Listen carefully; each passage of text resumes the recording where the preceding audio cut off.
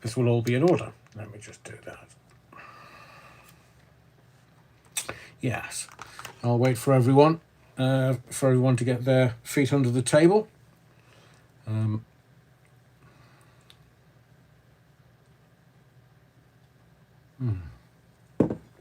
I also need to do this. Hang on.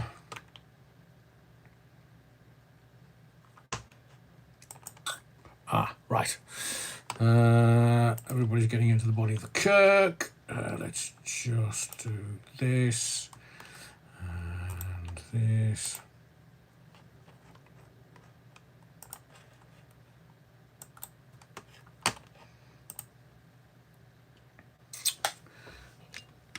Let's just do that. Yeah, that'll do.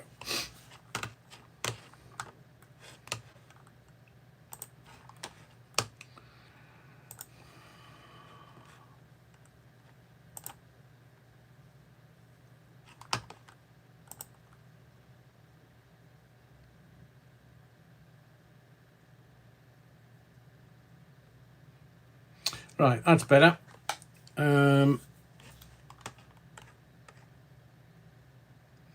I'll get to the...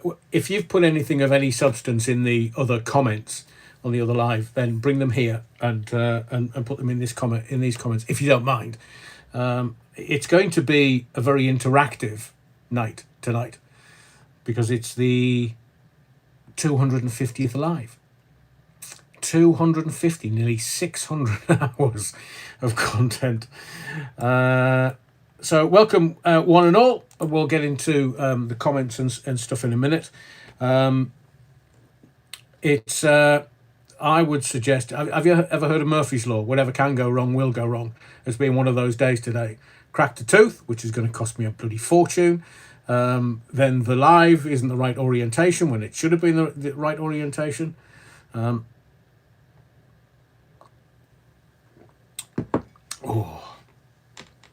And I'm not very well this evening. But I think it's an age thing. I don't know what it is, but I'm feeling a little... bilious might be a big word. Too big a word. Queasy. So I've had no choice but to come and join you. Simply because it's the 250th live. I tell thee. Stuart says, evening, Adrian. Evening, Stuart. Welcome to the body of the Kirk, young sir. Paulie Galtieri, evening, ya utter wrongin'. Evening, Paulie, welcome. Tom's Tales, hello, that's better, I know. Won't give you as much neck ache. Watch out, I've told Sister Mary about Cuban Pete because he's not, he's been sniffing the barmaid's apron and he's coming to the body of the Kirk a bit rolling, a bit buckled. So, hang on a second. Upload to your videos. What? Shut up, man.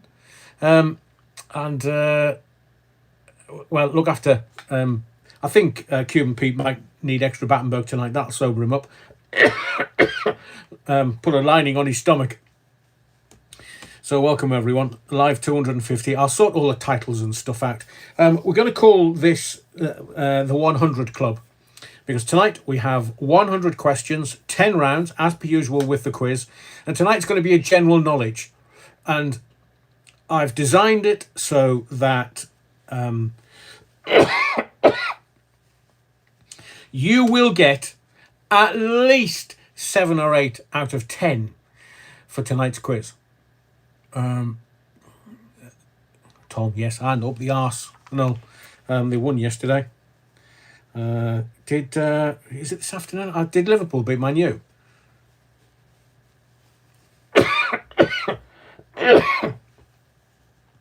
Well, it's nearly 7:30, so the match will have finished. Let me get to the bottom of the evening. Matthew Whedon, evening Manda Sky, evening Cuban Pete. Yeah, wrong and Lily Bell. Welcome. Welcome to everyone that managed to get over to the right live. Louise Hampson, evening all. Evening, Louise. Garen Davis, good evening. And Theo Bovril, evening all.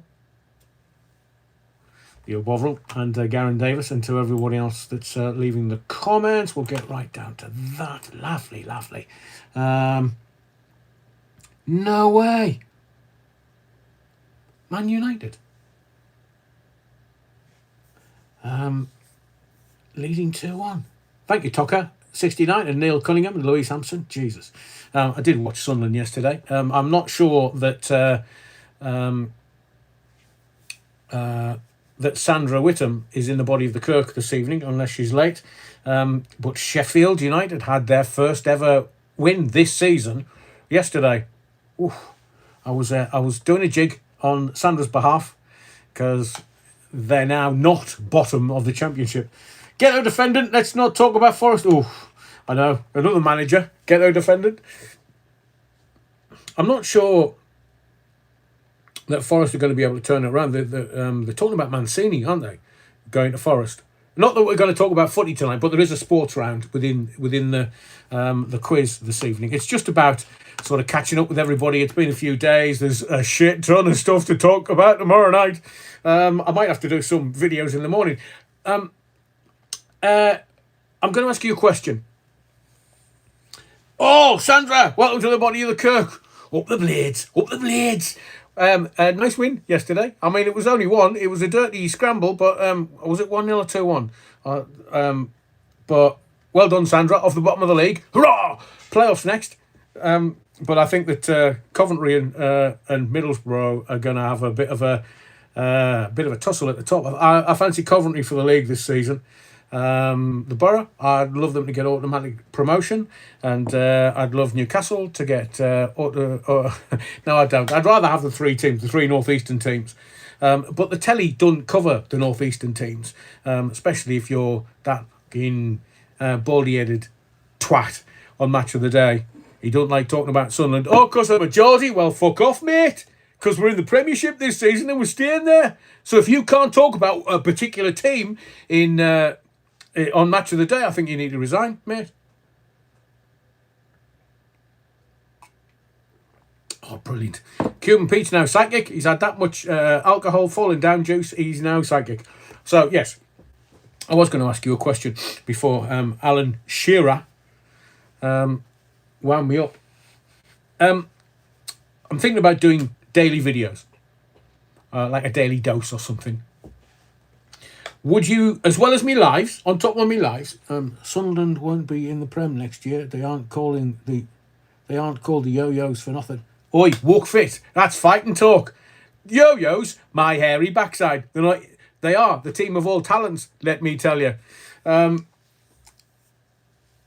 Brilliant, Sandra Whittam, and you got nosebleeds now being that high up the league. I know. I mean, it's. Look, I'm enjoying the adventure. I'm enjoying watching everybody's. I mean, Leeds is not in the body of the Kirk recently, but I do look after all your teams. I do keep my eye open for them, and I was so happy for you, Sandra. So happy because I know what it feels like. Being a Sunderland supporter is not easy.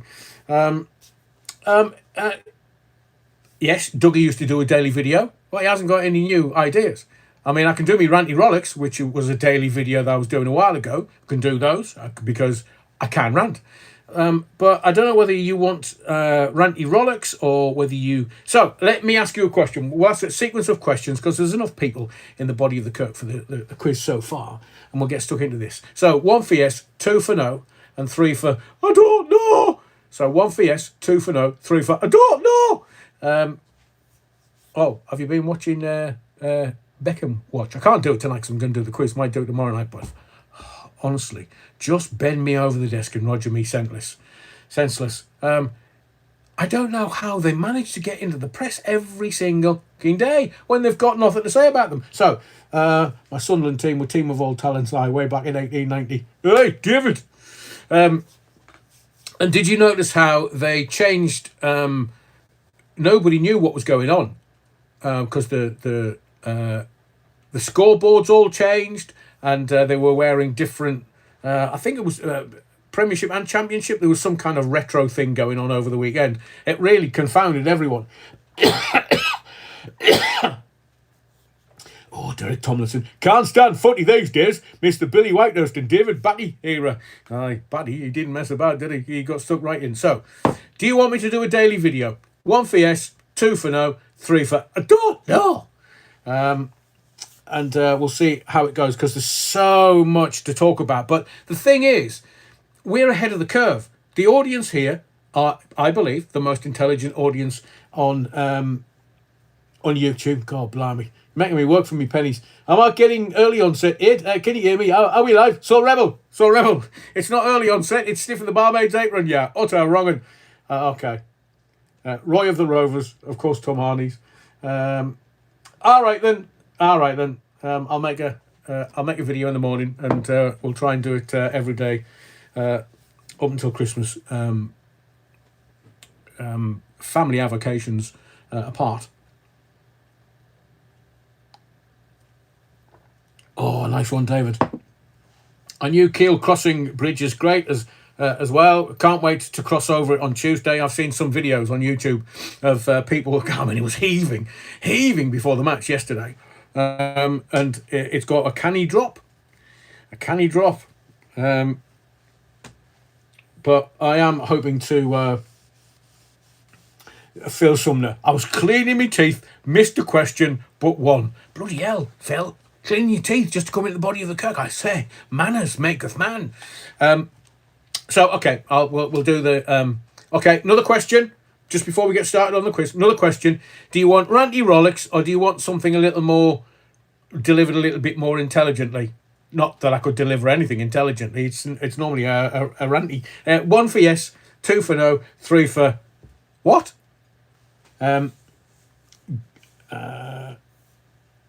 News first, interviews. Oh, bloody hell, man. I didn't.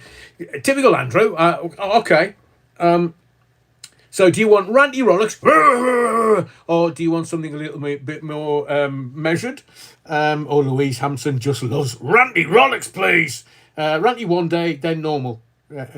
Is there such a thing as normal, Tucker? What did I say? Ranty Rolex 1, 2 for more intelligently, and 3. Well, that'll be interviews then. Oh, you do. Oh, something posh. Oh, I'm not doing Lady Vicky, man. Like a bit of ranty Rolex, says Tom. Okay. Missed the question as I was pampering me piles, but 1, says Neil Cunningham. There are extra cushions, piles cushions over with Sister Mary and Big Dog Dick, because they're still in the body of the Kirk tonight. I have a story to tell you for tomorrow. You're going to have to wait for it. 1 and 2, says Stuart. Des Ashton, 8. Eternity. Hang on a second. How did that happen? Oh, right. Okay, mixture then.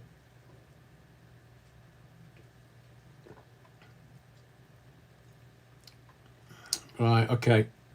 Rantorama, you do love a rant then. Oof. Maybe Adrian should interview Jim Davidson one day.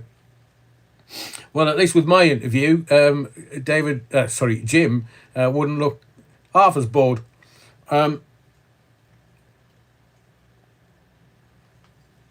Welcome, Linda Lewis. Haven't seen you in a while, so a little more intelligent. So yeah, it'll be a mixture.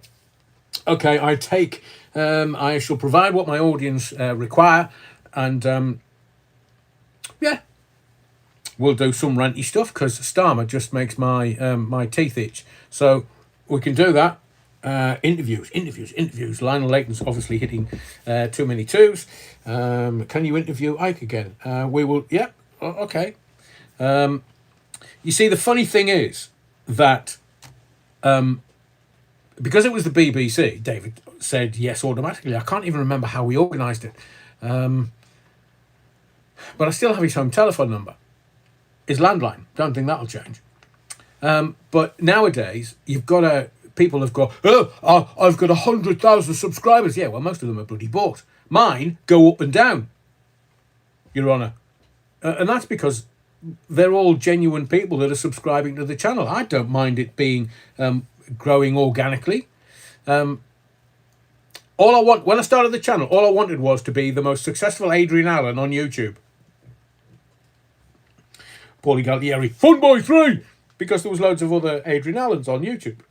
Excuse me. Terry Wookfoot, what's happening with the Jeremy Vine interview, or is that a sore subject still? No, it's not a sore subject at all. We recorded the interview, and there were some major technical issues. We got the whole interview, but there was some technical issues. The place that I was using apologised profusely and said, "Oh, you know," so we came to some agreement. And but it's Jeremy Vine. One, I can't say, because that would be ungallant and not becoming. I can't say to Jeremy, "Can we do the interview again?" And I need help with some editing because I want to do a couple of promos for it. I don't just want to kind of just dump it because the channel's not sufficiently known yet. But I am going to. There's only so many hours in the day at the moment. Hang on, is Lionel Layton up very well? So yes, it's going to happen. As I've also got another interview in the bag, about an hour and a quarter, about the JFK assassination and Marilyn Monroe assassination and the Dorothy Kilgannon assassination. You might have to do some reading for it. So yes, it's kind of all there in the background. And interviews are something that I want to do because I enjoy them. But my premise is I want to find good stories. I want to find very good stories to tell. They don't have to be famous people. They don't have to be. I mean, I was going to do which one is a cannon or ball that's left, and he was kicking off last week, Tommy Cannon, and I thought, do I put a bid in? That's what it's called, putting a bid in. Do I put a bid in for Tommy? Because I think it was it not ITV who kind of gave all these sort of this roundup of the TV awards and didn't mention Cannon and Ball, and Cannon and Ball were a huge act in the 70s and 80s. Beata, any ranty rollicks about Dougie? How's the documentary coming along? He looked stressed and inebriated on JD's interview, although he said he wasn't drinking because he was driving. My only comment, Beata, is, and look, Dougie can have right of reply anytime he wants. Well, oh, no, he can't. But I will offer it, because then he can't say I haven't. He's putting the beef on. I mean, the difference between him coming out of the chokey and then the Jim Davidson interview, there's at least 3 or 4 stone being put on. At least. So, Darren Donnelly. Hello, Rev. Been watching via the TV. Good man, Darren. So the right of reply, if Dougie wants to come on here, more than welcome. We can do a live together. But I won't give him as an easy time as Jim Davidson did. I mean, some of the questions Jim asked him, he kind of said some stuff. And then Jim didn't say, no, that's not the question I asked you. I asked you, da-di-da. But he knows. He knows because he worked with me and all of the usual Brown stuff that he talks about. He knows, which is why he never will. Because I'll just ask him. Straight questions. He can ask them any way he wants. Answer them any way he wants, but I'll ask straight questions.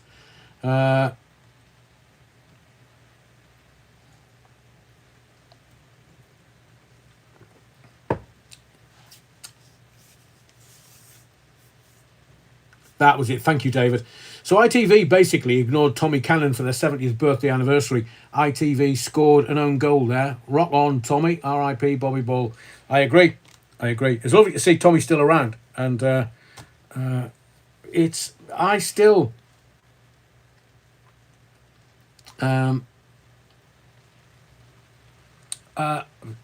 was thinking this the other day. By the way, you're going to need pen and paper. There's 10 rounds. It's the 100 Club. That's what we're going to call the quiz, because it just happens on bank holidays, special occasions. So bank holiday Mondays and kind of Christmas and or New Year if we need to. So it's all... And the reason why I do these is because we do a lot of really weighty, heavy carrying when we do a lot of the stuff about what's going on in the world or in life. And the reason why I asked about the videos is because, one, we're ahead of the curve. I was about to get into that. So everybody's kind of getting into Gaza and Israel. And I did a video 18 months ago. And I've continually talked about Netanyahu being the most evil man on planet Earth. And there's a few others, including the Rothschilds. Oh, hang on, didn't they buy Israel? And we are ahead of the curve because we see things coming. We discuss things in the chat. That's why I make this interactive, all of the lives interactive, because I want you to get your opinion heard. And I'm kind of pointing over there because that's where the comments are on the live. So everybody jumps on the moral indignation bandwagon. And I was watching somebody else that's very well known on YouTube carrying that moral indignation banner today. And I was thinking, what? You're only just getting onto that? Bugger me. We were doing that 6 months ago. And maybe that's what I need to do. Stop doing it 6 months ahead and just kind of do stuff every day, because these people have got 500,000 subs and this many views. But then again, I would rather get the truth out from the pulpit of truth in the body of the kirk. I'd rather get the truth out and not have the usual shite that goes with it. Oh, bless your soul, Rebel. You're sobering up. I enjoy being on here, whatever the subject, to be honest. And Stephen Hall, it disgusted me the BBC didn't celebrate the 40th anniversary of Only Fools and Horses. They should have done. I know. Right, are we ready for the quiz tonight? As I say, it's called the 100 Club because it's 100 questions in 10 rounds. That's how we're going to do it. There'll be no ranty rollicks. That'll happen tomorrow. So we're going to do 10 rounds. You can use pen and paper if you wish. I've designed it so that there may be 1 or 2 questions that you might struggle with. No Googling it. No, none of that malarkey. Just enjoy it. Enjoy it for the banter. Enjoy it for everything, because we are a community. And we have good people in this community. People have commented how nice the comments are and how people act in the body of the kirk. Beata said, yes, he'd put on weight on and a double chin. I just want all the truth out so he can move on with his life and all of us can move on. It's quite sad, really. Beata, I can't confirm whether there's a documentary being made, but I can confirm the stuff happening in the background. Some of it is just utter farce, and some of it is very, very serious. I've said from the beginning of this channel, and how I defined fraud and what fraud is. And those questions are being asked, have been asked. He's being given a right of reply. But he's not, he won't be engaged. And then Jim, one of the questions in the Ustream interview was, who are they? They, you keep mentioning they. And then he was very vague in his answer. Opaque might be a good word.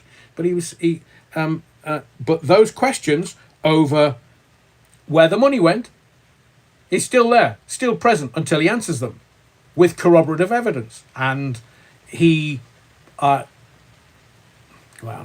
it'll be what it'll be. Israel's military says renewed enforcement of ceasefire has begun hours after strikes on Gaza. They can't keep it in the pockets, man. So it's, hopefully this won't do anything. David Jason is getting very old now. Yes. Where's Wookfit? He won't move on until he accepts responsibility for his actions and accepts he was in the wrong. Beata agrees. The thing is, the way he views the world, he believes he's the victim. So he's never, ever, ever going to accept and move on. Ever. And I will say this to you. No, let's leave that for tomorrow night. We can do a Dougie update tomorrow night. Promise. Let's get into the quiz. Let's enjoy the quiz. Let's enjoy a bit of fun. The 100 Club starts now.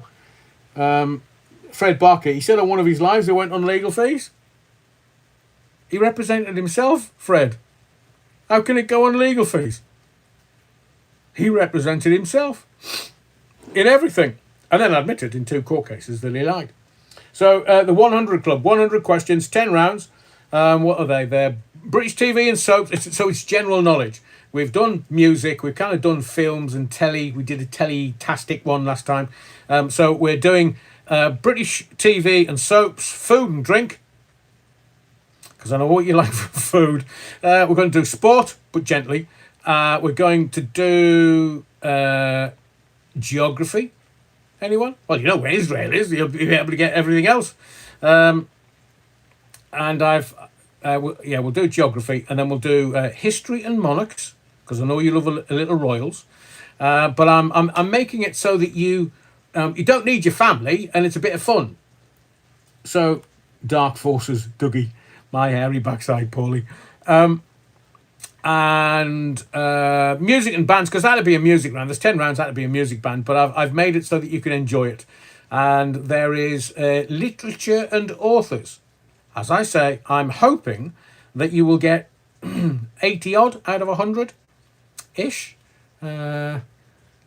between 70 and 90. Anybody getting more than 90, I'm smelling Google. So literature and authors, and then landmarks and culture, because we've got culture here. We've got loads of it, loads. And we've got an odd one. I'm going to do language and slang, because I know, I do the Hadoui and shite stuff and the kind of northeastern stuff, but there's more than just the northeastern slang. So we're going to do that. Stuart, you can Hadoui and shite, man. I'll talk about Taylor Swift tomorrow night, man. Oh dear God! But you never know what's going to be included in there, because I'm the only one that knows all the questions and answers. So language and slang for round 9, and then we're going to do a potluck. Anything can happen in the next half hour in round 10. So you might need pen and paper, no computers. Halloween quiz in 12 days' time, says David Graham. David, I'm trying to find, and I'm using a little bit of help with friends, trying to find the ghost hunt that I did on BBC Radio Cleveland, now BBC Radio Tees. It was 3 hours, and I would love more than anything to just dump the live radio show for 3 hours, because some of it is, still I think about it and I think, oh, hang on, I didn't know what that was. And there was other things in it which I will leave in. There's no spoilers, I'll leave it in. But I was in the middle of nowhere, miles from anywhere. All of the team was there. So, my BBC colleagues and other people that were doing the ghost hunt with me. And a baby started crying. And it freaked everybody out, because we were miles away from any other human beings except the ones that were in. It was a disused mine, not Skelmersdale. But we heard this child crying. And that was right at the beginning, because I was doing like an intro thing. Hello, it's Adrian on the radio. And, and all that. And then all of a sudden, I literally paused for a breath to go on to a different thing that I was doing. And it started crying, baby. Now there wasn't one on site, and there couldn't have been anybody anywhere near the disused mine. So that's what I am attempting to do. I'm attempting to get it so that it won't be visual; it'll be audio. And one of the few people to do an actual live ghost hunt. And I won't tell you what happens at the end, but very freaky. Very, very. Anyway, should we do the quiz? The 100 Club, 100 questions, 10 rounds. We're going to start with round 1. And I'll count Throbbly Bits, Bristol City, Gypsy Kiss, etc. What the bloody hell are you talking about, Phil Levan? So, let's get into the quiz. Round 1. British TV and soaps. So, question 1. Just easing you in. In Coronation Street, what's the name of the famous pub? Question 1. And we'll do them round by round. I'll give you the questions, and then when we get to the end of the 10 questions, I'll give you the answers. So, In Coronation Street, question 1. What is the name of the famous pub? And do not, King Treble 7, put the answer in the fucking comments.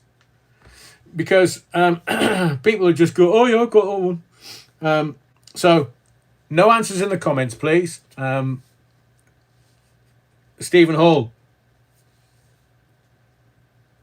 So, I'll let you get away with this for this question. Anyone else that answers the questions in the comments will be given a timeout for 24 hours. So, play the game. It's a bit of fun. Don't have to be right all the time.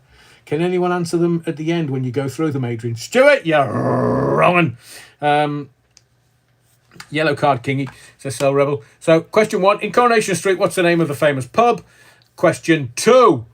Which baking competition, judged by Paul Hollywood, has a famous Hollywood handshake? What?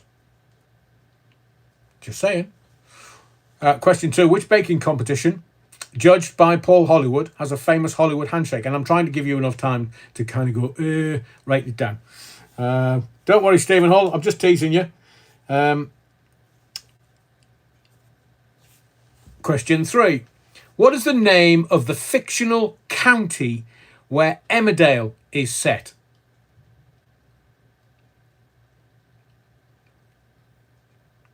Question 3.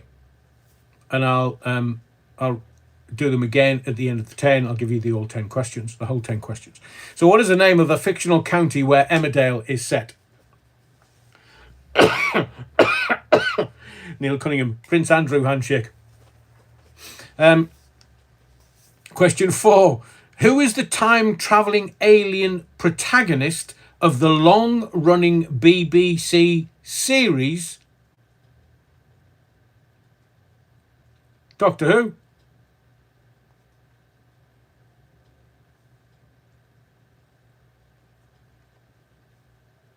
You're thinking, hang on, Rev. Paulie Galtieri. Yorkshire isn't a fictional county. It's the biggest county in the United Kingdom. It's over 3,000 square miles. Size queen. Question 5. No, I'm not going to reference 3 and 4 until we get to the end. Question 5. Which comedy duo consists of David Williams and Matt Lucas? Question 5. Which comedy duo consists of David Williams and Matt Lucas?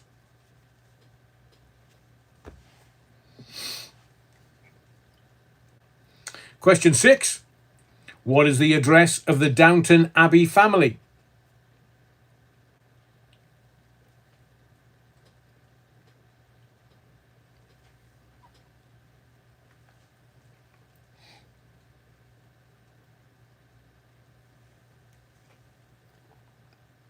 So Rebel, comedy doing heavy lifting aid. Yeah, well, Downton Abbey's not comedy. Question 7. Which animated series features a boy and his dog living in a northern town? Some of the questions may appear difficult, and some of them might appear too easy.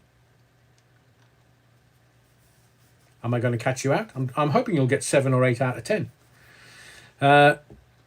7. Which animated series features a boy and his dog living in a northern town? And question 8.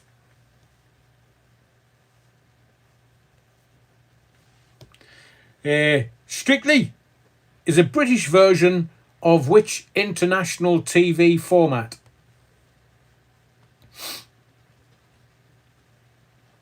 Strictly is a British version of which international TV format? 2 more to go. 9. Which detective series is set in the fictional Oxfordshire village of Midsummer?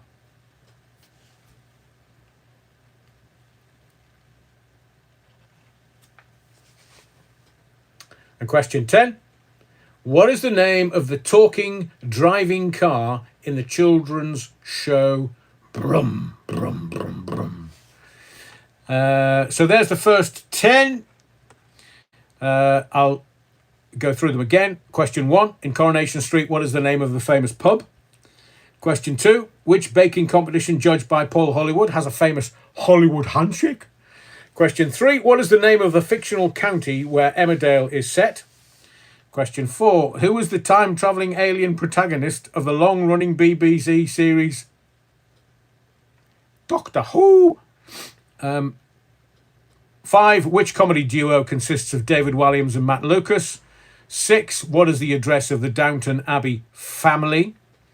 Question 7, which animated series features a boy and his dog living in a northern town? Question 8, Strictly is a British version of which international TV format? Question 9, which detective series is set in the fictional Oxfordshire village of Midsummer? And question 10, what is the name of the talking driving car in the children's show Brum?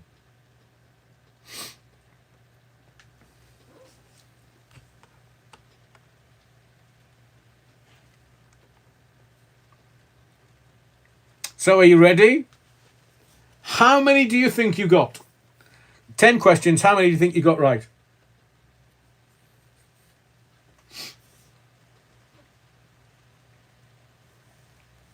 Phil Levan, it's not Tintin. You're wrong. Tintin was Belgium.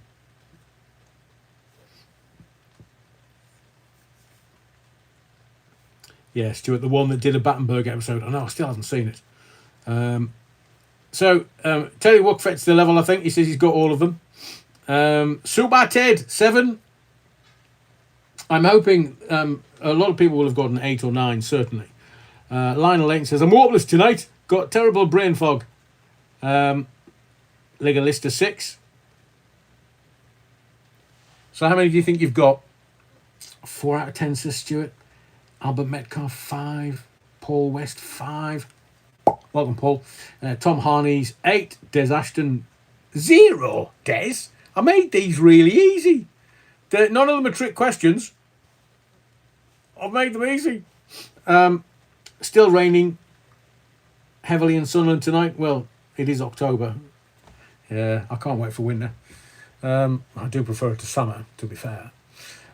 So, thank you very much, 6 or 7. Louise Hampson, Soul Rebel, Tom's Tale, 6 maybe. Tucker 69, 7. So, let me give you the answers. I couldn't have made this any more easy for you because it's round 1. It's telly. British soaps and telly. So, in Coronation Street, what was the name of the famous pub? It was The Rover's Return.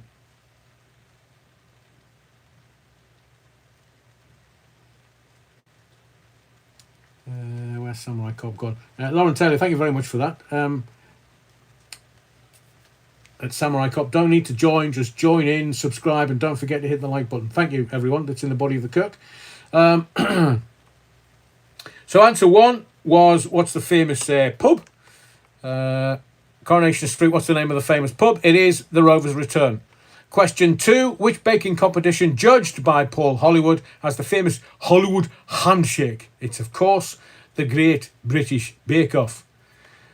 What's the name of the fictional county where Emmerdale is set? I've actually given you the answer. I can't remember who said it. The answer is, and it's not fictional, Yorkshire. So, question 4, who is the time-travelling alien protagonist of the long-running BBC series Doctor Who? The Doctor. I'm making these easy for you. 5. Which comedy duo consists of David Walliams and Matt Lucas? It's Little Britain. Question 6. What is the address of the Downton Abbey family? Now, if you know the actual physical address, I'll give you that one. Oh no, not the master.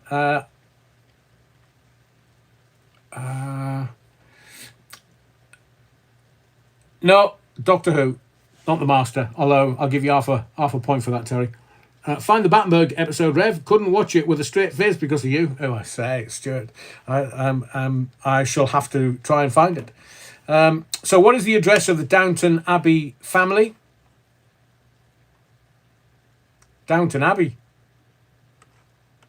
So, can you see what I've done for round 1? I've made it slightly easy for you. Which animated series features a boy and his dog living in a northern town? Postman Pat, Postman Pat, Postman Pat and his black and white cat. Question 8. Strictly is a British version of which international TV format? Dancing with the Stars. Highclere, Newbury. Yes, Andrew, you get a point for that. Interesting. Terry, you are correct, of course, always. Downton Abbey is in Yorkshire, although the set is Highclere.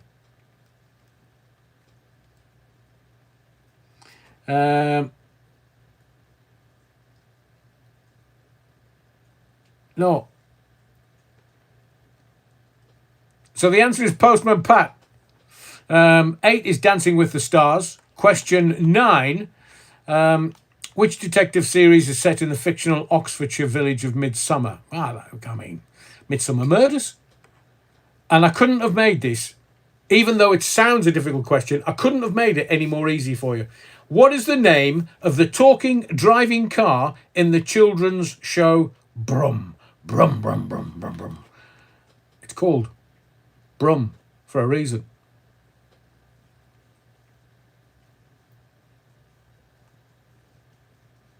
What's Lauren said now?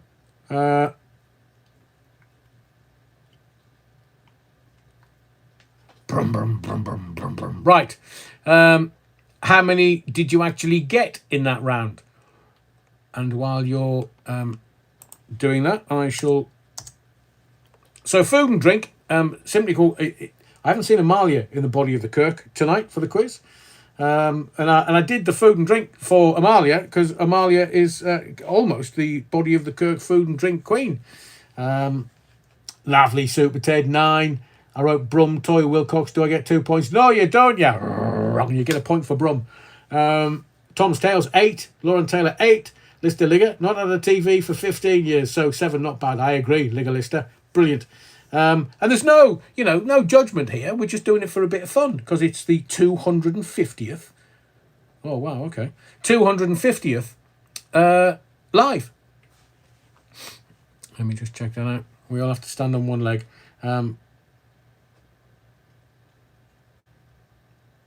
Because that's the answer that I've got, Laird Wookfit. So I'll get into round 2. Thank you, Darren Donnelly and Des Ashton and Andrew James. Impressive. And for those that haven't had a TV for Fred Barker, Highclere, if you've got Highclere, because technically that is, you can have a point. Tonka 69, you said boy with a dog, but it was a man and a cat. No. Anyway, 0, just tuned in. Don Wiggly, you're wrongin'. Evening all, evening Lewis. Round 2 of the 250th live quiz, the 100 Club. Question 1. What is the classic British dish of sausages wrapped in bacon? What is the classic British dish of sausages wrapped in bacon?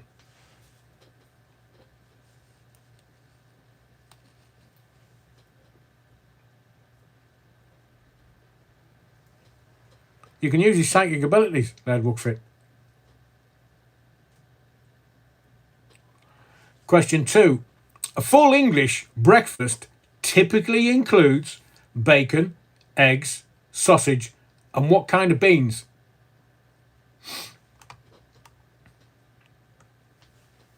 Question 3. Dom, I know you're late. Stop putting the answers in the fucking comments, man. Neil, you're catching me drift. Question 2. A full English breakfast typically includes bacon, eggs, sausage, and what kind of beans? 3. What type of pie is traditionally filled with mincemeat and a pastry lid?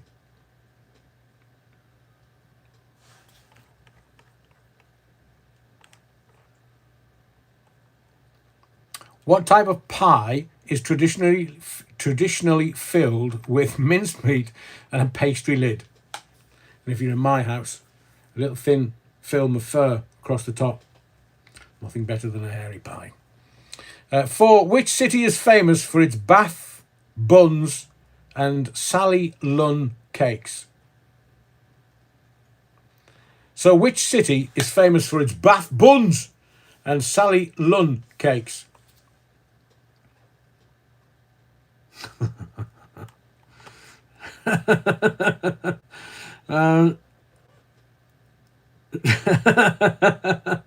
Very. So rebel. Humble. Question 5. What is the national drink of the UK, often served with milk?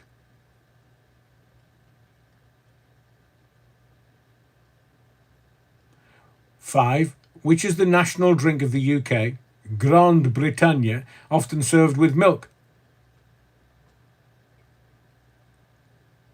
6. What are Jaffa cakes legally classified as in the United Kingdom? Are they a cake or a biscuit? I mean, you've got 50-50 chance. Question 6. What are Jaffa cakes legally classified as in the UK? A cake or a biscuit?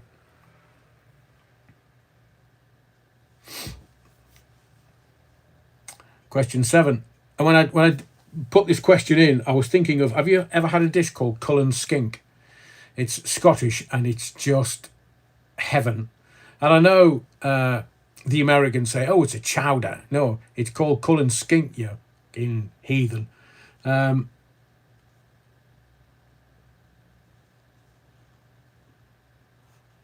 Cunningham says, I'd make all hotel dwellers eat sausage butties for breakfast, toad in the hole for lunch, and sausage and mash for dinner. That'd stop them coming. I am a fan of Yorkshire pud, like a massive fan of Yorkshire pud. So putting a toad in the hole is sacrilege. Mind you, where I come from, you start with Yorkshire pud and gravy, and then for dessert you have Yorkshire pud and jam. The old days. Oh. Terry Wookfit says, used to buy the haddock for Baxter's Cullen skink a few years ago. No, I'm after the beans, not the black pudding, man. You could have white pudding, I suppose, but... Question 7. Which Scottish dish is made from sheep's heart, liver and lungs mixed with oatmeal? Basically the offal, the bits you can't sell. Oh, Neil Cunningham, Yorkshire pudding ice cream, with a bit of jam. Is white pudding Irish, Terry? Didn't know that. I am a fan of black pudding. Once you go black, you never go back. So which Scottish dish is made from sheep's heart, liver, lungs and mixed with oatmeal? Question 8.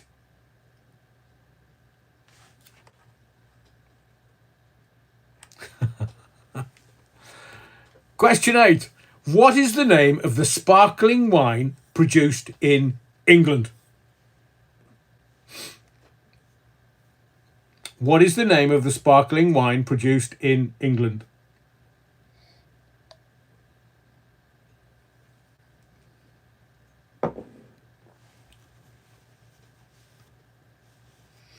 I used to love tripe, Soul Rebel.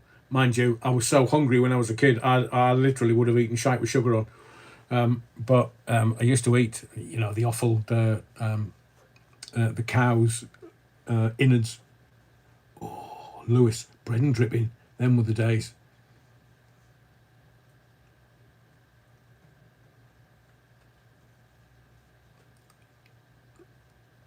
If I had known we were doing food and drink, I wouldn't have started my intermittent fasting. Oh, bless you, Stuart.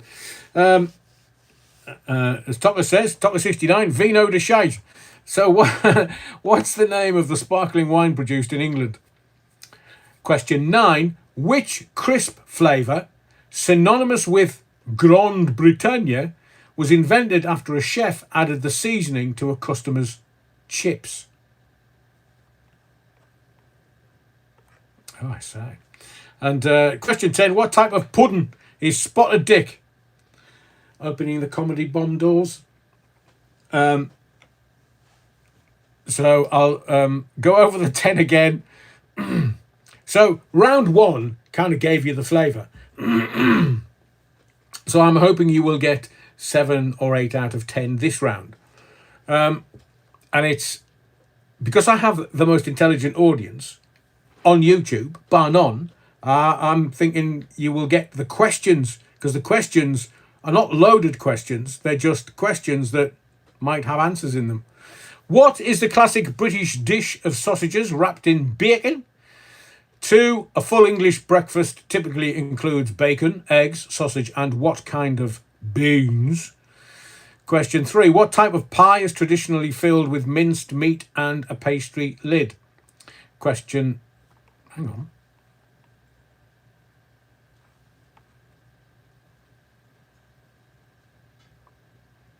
I think that I'll need to have to speak with the judges about question 3. Question 4, which city is famous for its Bath buns and Sally Lunn cakes? Clues in the question. Question 5, what is the national drink of the UK, often served with milk? 6, what are Jaffa cakes legally classified as in the UK, a cake or a biscuit? 7, which Scottish dish is made from sheep's heart, liver and lungs mixed with oatmeal? Question 8, what is the name of the sparkling wine produced in England? You're going to kick yourself when I tell you. Question 9, which crisp flavour, synonymous with Britain, was invented after a chef added the seasoning to a customer's chips? And 10, what type of pudding is spotted dick?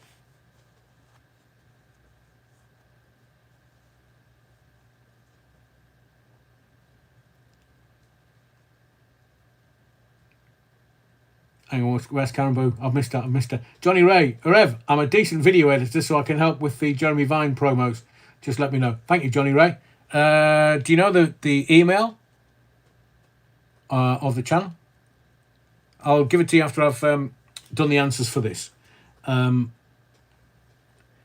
there could be two answers for question 3. So let's go through the answers. If you've got either or, I'll let you have the point for it. Question 1. What is the classic British dish of sausages wrapped in bacon? Pigs in blankets. Question 2. A full English breakfast typically includes bacon, eggs, sausage, and what kind of beans? Baked beans. If you said Heinz, I'll take that, but baked beans is what I'm looking for. Evening, Amalia. 250th live tonight, so we're just we're taking it easy, a bit of interaction with everybody. I'm just carrying up on the it's because I've seen Karen Boo in the comments. We're just catching up with everyone. If you want the deeper stuff, then tomorrow night we're definitely doing a ranty deeper Monday night live. But just for the 250th, I wanted to take a bit of time away today. And Amalia, this round, food and drink is just for you. So question 3. What type of pie is traditionally filled with mincemeat and a pastry lid? Now, you could say mince pie, but as long as you put sweet mince pie before it, for a sweet mince, Christmas time. But some people also have their shepherd's pie and cottage pie. I'm not saying everyone, but some people will have a shepherd's pie or a cottage pie with a potato and well, I'll just call them perverts myself. Question 4. So you could have had cottage pie, shepherd's pie, or sweet mince pie. No tarts here, obviously. Tesco low fat. What the bloody hell? And fish and finger, bless you. Mince pie, sweet mince pie. You like hit the likes for fuck's sake, says Samurai Cop. Yeah, you're wrong. Is you coming in? Hit the likes. We haven't even made 100 yet.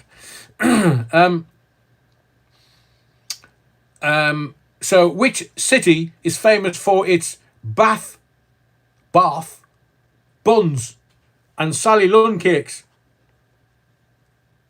Bath. Just in case you get me on the Rev, you're flattening your vowels again. Question 5. What is the national drink of the United Kingdom, often served with milk and or sugar? D. Question 6. What are Jaffa cakes legally classified as in the UK? Are Jaffa cakes a cake or a biscuit?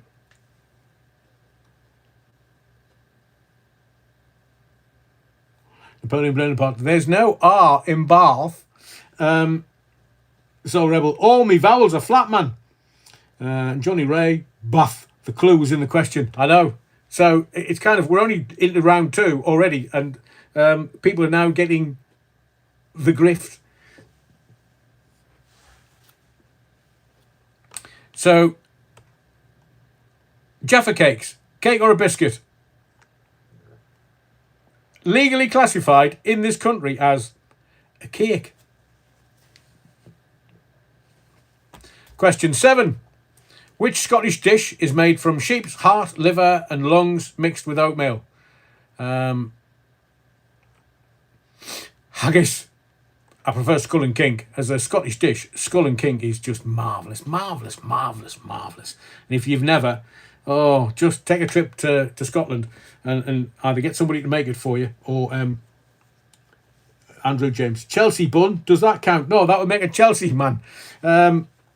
Cakes are taxed, biscuits aren't. So Jaffa cakes are biscuits. Oh, brilliant. Haggis! Love me neeps and tatties. Question 8. What is the name of the sparkling wine produced in England? It is English sparkling wine. You see? Can you see how you're needing to think tonight? It's only because you're intelligent that I'm doing this to you. Question 9. Which crisp flavour, synonymous with Britain, Grande Bretagne, was invented after a chef added the seasoning to a customer's chips? Oh, haggis sausages. Oh, you're on one there, Neil, definitely. And have you seen lawn sausage? Have you ever had lawn sausage? It's a square sausage that is peculiar to Scotland. Oh, it's fantastic. You see, I haven't had any dinner either. And same as Stuart, I'm thinking, was it wise to put food and drink in here?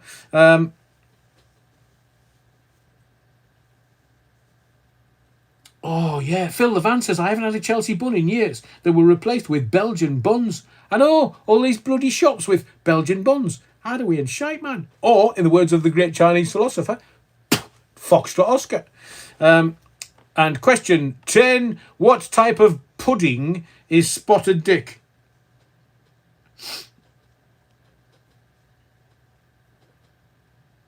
So long as you put some variation on haggis is still illegal in America, get on that. Really, Lewis? Do they think that haggis do actually breed in the Scottish Highlands? Fred, I'll give you suet. But the longer answer is a steamed suet pudding with dried fruit. You see, I can't even say to you, I love a spot of dick, mate. Because I know where you're going to go with that, and I know you're going to run with it. Fits on your bread. I'm down south in Wales. I've been fasting since 7:30. I'm now starving to running. I do apologise, Stuart. I'm in the same boat as you, famished. But you have, what am I looking for? 3. You've got it. You've got this intermittent fasting. If it's 7:30, so you've got till 11:30 tomorrow. Are you doing 16:8? So, shall we go? How many have you got thus far? We've done 2 rounds. How many you got that round? And then in total so far. Tom Harney's got 9 that round. Louise Hampson, yeah, you can have the point for that. It's a steamed suet pudding. So either way, in the northeast, they call them clootie puddings, wrapped in linen. You could have had that. Tom Tails, 8. Andrew James, 6. Paul West, 7. Amali does make a very good point. Can't be fasting in this cold. I know. You need warm food. I see you. 7. Legalista, 9. Tocker 69, 7. Stephen Hall, 4. And Neil Cunningham's got 19 thus far. Napoleon Bonaparte, 15. Good effort. Good effort, Napoleon. 9, but I query the Jaffa question. They're cakes. But Posh people call it spotted Richard. Oh, I say, David. But yes, would you have it with ice cream or would you have it with custard? 13 in total, 7 that round. Well done, Soul Rebel, considering you've been sniffing the barmaid's apron. Beata, 8. Stuart, started at 7, but can go till after 2 p.m. tomorrow. Wow, 18 without eating, Adrian. Right, we'll get off the food questions and we'll stop talking about food. So doing 18.6, whoa, that's some effort, Stuart. Some effort, and I take my hat off to you. I could do, sometimes, mostly 16.8, but when you're getting to 18 and 20, that's the play area of proper intermittent fasting. Found in the biscuits aisle. I know. Andrew James, not an STD then? No. Hang on, Jeremy Wookfit. Jaffa cakes are a biscuit. Are we going to start a fight tonight? Because legally, that's the important word. They're bloody cakes, man. 12 altogether, now both rounds. Well done, Stephen Hall. Soul Rebel, that was the Treasury argument. Cake, not taxed. Biscuit, taxed. Terry, I think. Yeah. Jaffa cakes are classified as biscuits for tax purposes in the UK. This classification was established after a legal ruling in the 1990s where it was determined that they should be taxed as biscuits. But you see, I'm not a fan of the government doing our knees and taxing everything. So if you've got cake and or biscuits, you can have a bloody point. I'm used to it now. I've been doing it since 2022. Wonderful, Stuart. Wonderful. Marley Grass is getting her boxing gloves out. So round 3. Eyes down. Are you ready? This is the 100 club. Did somebody say when we're going to do a quiz next? Lewis, biscuits are baked. Jaffa cakes aren't. Be all gooey. The Jaffa cake thing is like the scone or scone debate. Well, I say scone. And the reason behind a scone, because I am a connoisseur of a cheese scone and a fruit scone, but cheese scones with red Leicester, hobba, hobba, hobba. I can tell you that I said to someone from down south recently, he said, no, it's scone. I said, no, it's scone. And he said, no, it's scone. I said, do you want me to tell you why it's called scone by we northerners? He said, go on. I said, the minute it's put on my place, it's scone. I'll wait till you work out the gag. Beata, 9. Brilliant. So, eyes down, round 3. Le Bracken? What's that, Phil Levan? Le Bracken or something like that it's called. Live bunking or some crap? Do I need a translator? Do I need to use Google Translate for the comments tonight? It's Scone, as in the Palace of Scone in Jockland. They didn't invent it, did they? The Scots?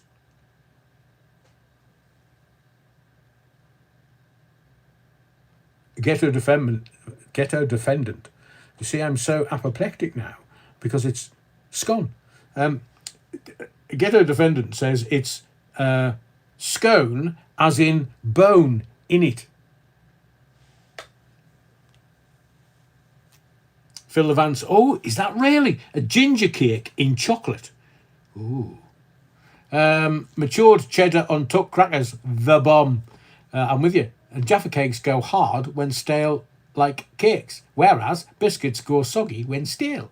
There you go, Tom's Tales. We know. If your Jaffa cakes are going hard, give them a stroke. Round 3. Yeah, wrong ones. Round 3 is sport. So easy one just to ease you in.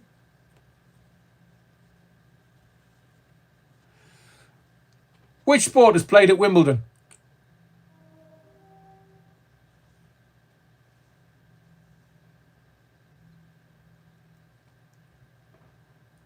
Oh, I'll have to go and see that, Phil Levan. Yeah, ginger cake.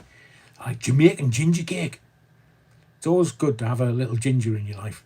Anybody tried the hot honey Jaffas? Lovely. Makes the tongue tingle. Oh, I say. Anybody want to tell a Jacobite? Question 1. No answers in the comments. Which sport is played at Wimbledon? Because I couldn't make it any easier, really. In footy, which team plays at Old Trafford?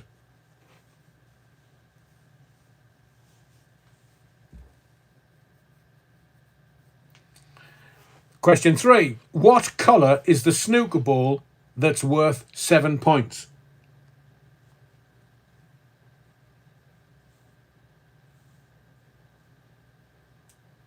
Oh, I say, Aldi do Bakewell flavoured Jaffa cakes. Toppy 69. How do they taste?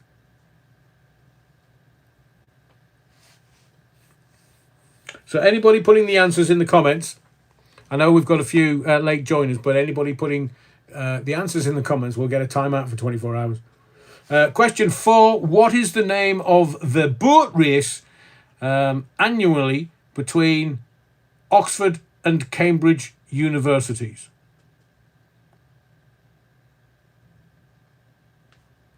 What is the name of the boat race held annually between Oxford and Cambridge universities? It's all right, Johnny Ray, don't worry. You came in late after I'd told everybody earlier, so don't worry. They are good. The Bakewell tart Jaffa cakes. Ooh, Phil the van. Might have to go to Aldi in the morning. Question 5. Which English cricketer is known for his record-breaking test match run scoring? Currently. We'll put at the end of that. Which English cricketer is known for his record-breaking test match run scoring? Currently. Yeah, I know, Terry. That's why I've kind of... The one that's out there. Currently.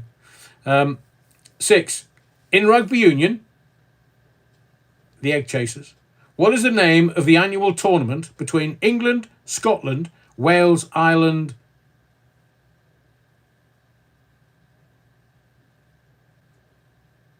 and others?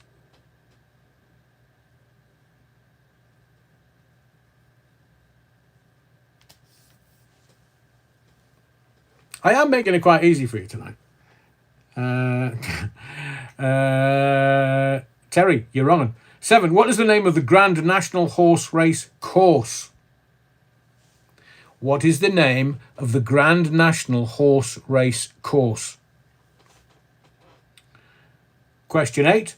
Which London stadium hosts the annual FA Cup final?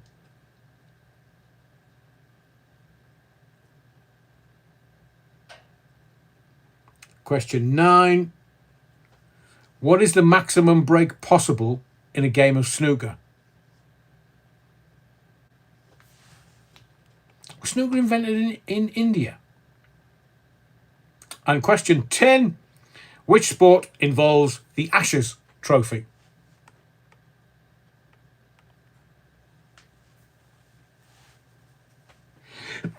Excuse me.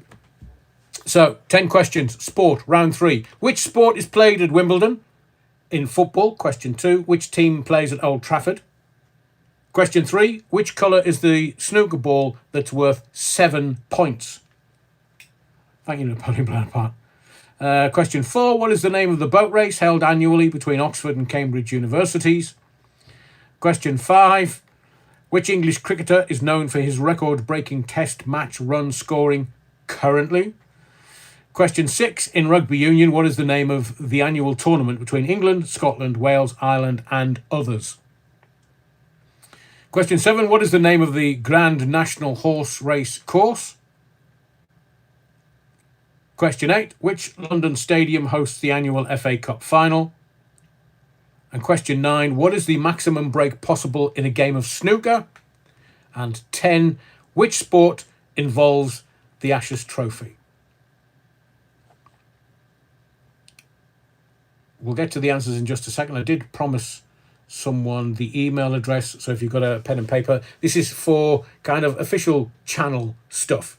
It is all one word, lowercase, joustingarena@gmail.com.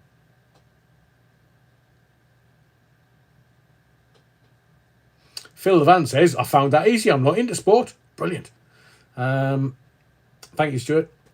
Karen Boo, who can jump the highest?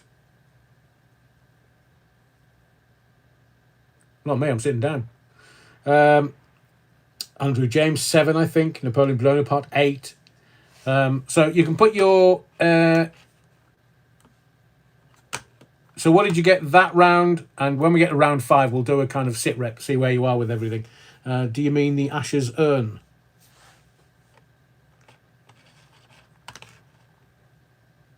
No, I'm asking for the sport. Which... Yes. Yes. Which sport involves the Ashes trophy? And it's the urn. Stuart's got 4. Stephen's got 5. Tom's Tails, 9, I think. Sandra Whittam, 9. Ray Norton, 8. Marley's impatient. Obviously needs food. Yes, I'm going to do it now. Samurai Cop, 7. So, round 3. 10 sports questions. Here's the question, then the answer. Which sport is played at Wimbledon? Tennis. In football, which team plays at Old Trafford? Manchester United. What colour is the snooker ball that's worth 7 points? Black. I can hear Terry Wookfit laughing. Literally, I can hear him laughing because he says there's a Wimbledon golf course. I bet you were such a naughty boy when you were a kid. Tennis. Pink. Hang on. 5 blue, 6 pink, 7 black. 2, 3, 4. Yeah, it's the black. Phil the Van Man. Just remember one in the pink. No, I can't. There's a very famous BBC, because the BBC don't vet their calls at all, and Ghetto Defendant and a dog track. Stop it, you two. So, pink or brown, Garen? Both, if you can.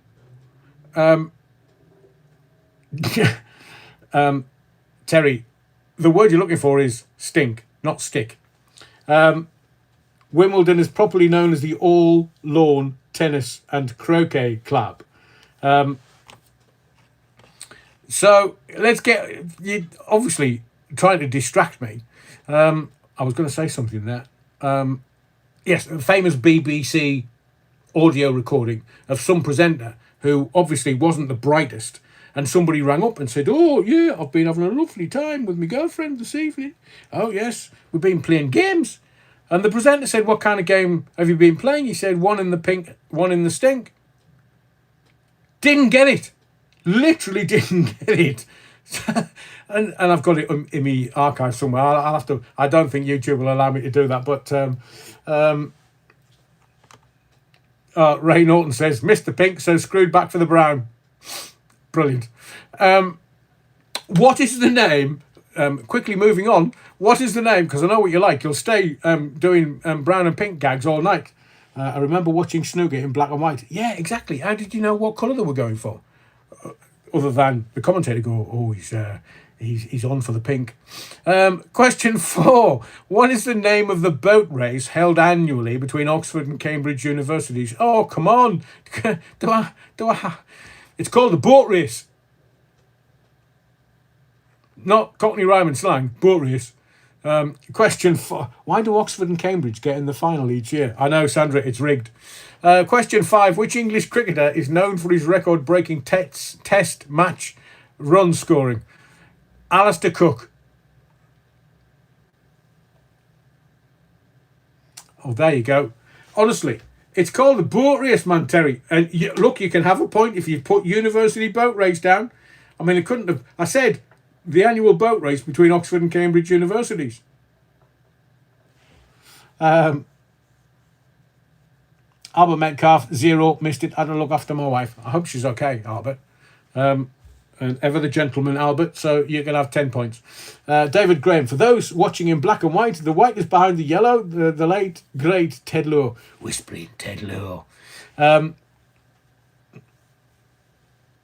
Yeah, brilliant. Boat race, we've been thinking laterally rather than literally. Ah, you see, Johnny Ray, You got to be sharp to stay up with this. I'm making them as easy as I can because I want everyone. I'll say this again for those that have joined late. I want everyone to get kind of 7 or 8 per round, so that you're getting somewhere into the 70s and the 80s for the whole 10 rounds. So there's 10 rounds. That was round. This is round 3 answers. 6 in rugby union. What's the name of the annual tournament between England, Scotland, Wales, and Ireland and others? Six Nations. I mean, if you've got Six Nations Championship, you can have that. You can't have any points for Italy and France because we all know who the 2 others are. Amalia Grassi, 7 or 8 per round. Stephen Hull, no catch questions here. Six Nations. Right. What's the name of the Grand National Horse Race Course? Aintree. When I was working for Radio City, I just everywhere in Liverpool is a magnificent place name. I mean, you know, driving down Penny Lane and all the other places that the Beatles made famous. Oh, just fantastic, man, fantastic. 8. Which London stadium hosts the annual FA Cup final? Wembley. And the best thing to do if you're going to Wembley, park your car at Stanmore and get on the tube. Only takes like 10 minutes on the tube, and then you've got to walk from the tube station. Question 9. What is the maximum break possible in a game of snooker? 147. And 10. Which sport involves the Ashes Trophy? Cricket.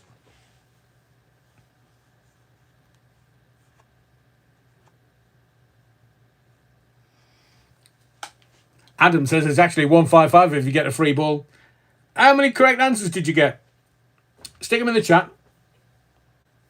Dennis Compton. We're both old enough, Lionel. Yes, it is, David. Have I played Hoylake? I used to go playing golf regularly with the now breakfast show presenter at BBC Merseyside.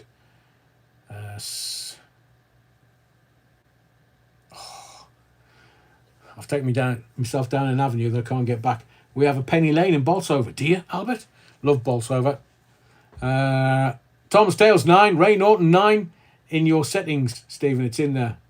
Oh, the black and white. I was looking at a setting in my iPhone earlier about, not that I wish this on anybody. I wish you a long life and good health. But just in case you have an iPhone, there's a way of allowing the person that might be kind of representing you when you shuffle off. And it's called, you go in the settings and it's called kind of legacy cover or something like that. I'll tell you more tomorrow night. But looked at it and thought that's a great idea.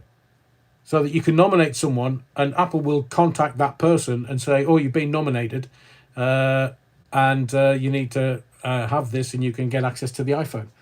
No, not ICE. I see you. ICE is something, unless they've changed the name of it. But I was just looking at the settings, in general settings on my iPhone a little earlier. They've changed it from ICE to calling it something else. So maybe it is. But it's actually, if you don't have the PIN number to get into the phone, this sort of legacy cover will allow anybody that you name in the legacy cover to get access to your phone. ICE is probably a dedicated person, kind of similar, I would imagine. But legacy contact. Thank you, Terry. That's what I was looking at earlier. So you have a legacy contact so that they can get access to your Facebook and see what you've been up to on Tinder.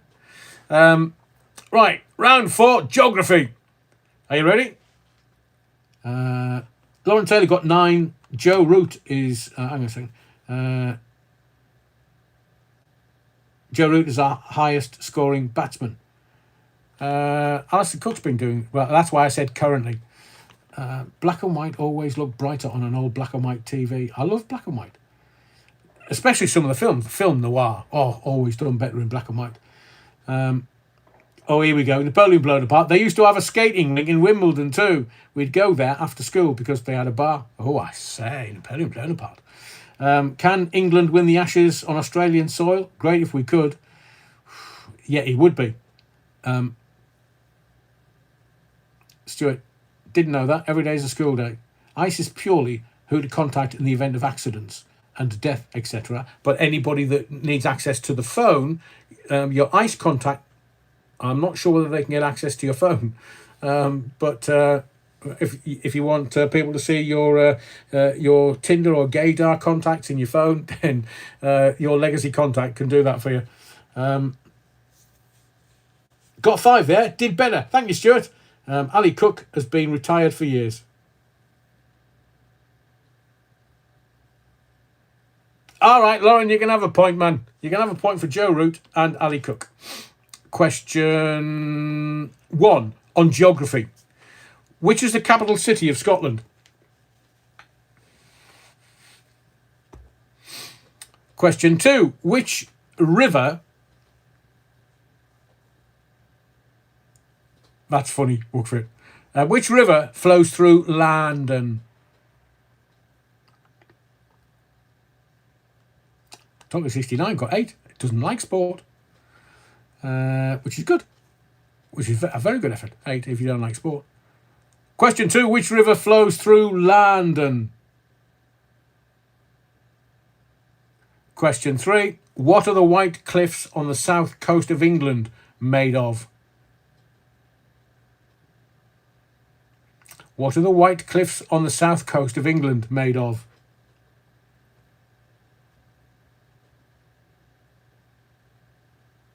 The one that everybody knows, Terry.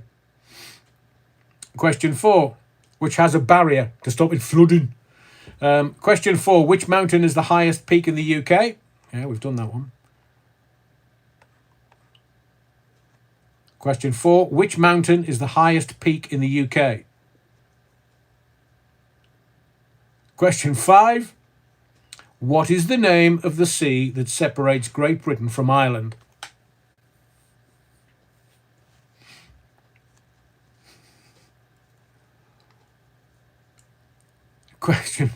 Question 5, what's the name of the sea that separates Great Britain from Ireland?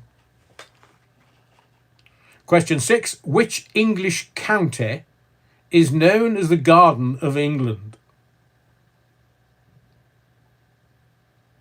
Ooh.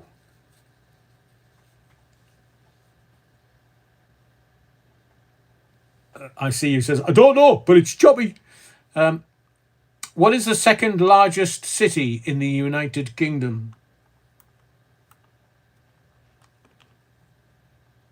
Question 7. What is the second largest city in the United Kingdom?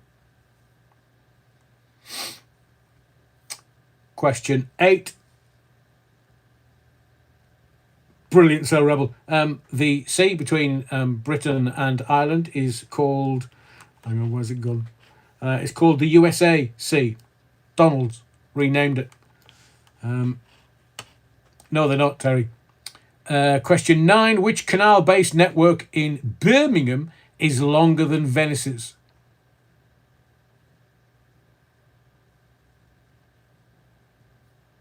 That's going to trip you up. And question 10. The Giant's Causeway is a natural landmark in which UK country?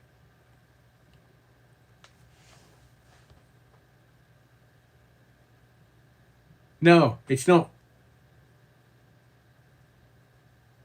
So where's the Giant's Causeway? We'll rehash that. Where's the Giant's Causeway? And maybe my geography's wrong. So, 10 geography questions. How many do you think you've got? One more round and we'll do a sit rep, see where you are with things. 5, says Samurai Cop. Terry Wookfist, underneath Giants bollocks. Technical term, obviously, that we use on YouTube. Republic Aid. It is. That's what I was thinking, Cell Rebel. I see you. 6. Brilliant. Oh, the Wookfit's got 10. Johnny Big Bollocks. Neil Cunningham, 9. Stephen Hall, 8. Andrew James, 5. Paul West, also 8. Darren Donnelly, 8. Brilliant. I think 9 must be easier this time. Appreciated. Much easier, yeah. Johnny Ray, I think I've got 3 minimum. Sandra Whittam, 8. And Stuart, 5. So we're all in the ballpark between 5 and 8, unless you're top of 69, you've got 9, or Laird Wookfit's got 10. So let me go for the answers, and then once this is round 4, once we've done 5, we'll have a sit rep, see how many you've got in total so far. Tom's Tales, hopefully 8, and Amalia's got 6. Oh yes, Soul Rebel says, Terry got 12, he got the extra rivers. That's actually really funny. Sandra Whittam, we are the 4th largest city. Are you? How many people live in there? I mean, you've got 2 footy teams. Same as Manchester, Liverpool. I mean, London's got a few, but Darren Donnelly. Yes, good work, keeping us all feeling engaged. Top man. Thank you, Darren. So, geography. Round 4. Here's the questions and answers. So, let's see how many you got. Question 1. What is the capital city of Scotland? Edinburgh, not the Weege. Which river flows through London? The only answer I'm going to take is the River Thames. What are the white cliffs on the south coast of England made of? Chalk, not Charlie, as someone put in there earlier.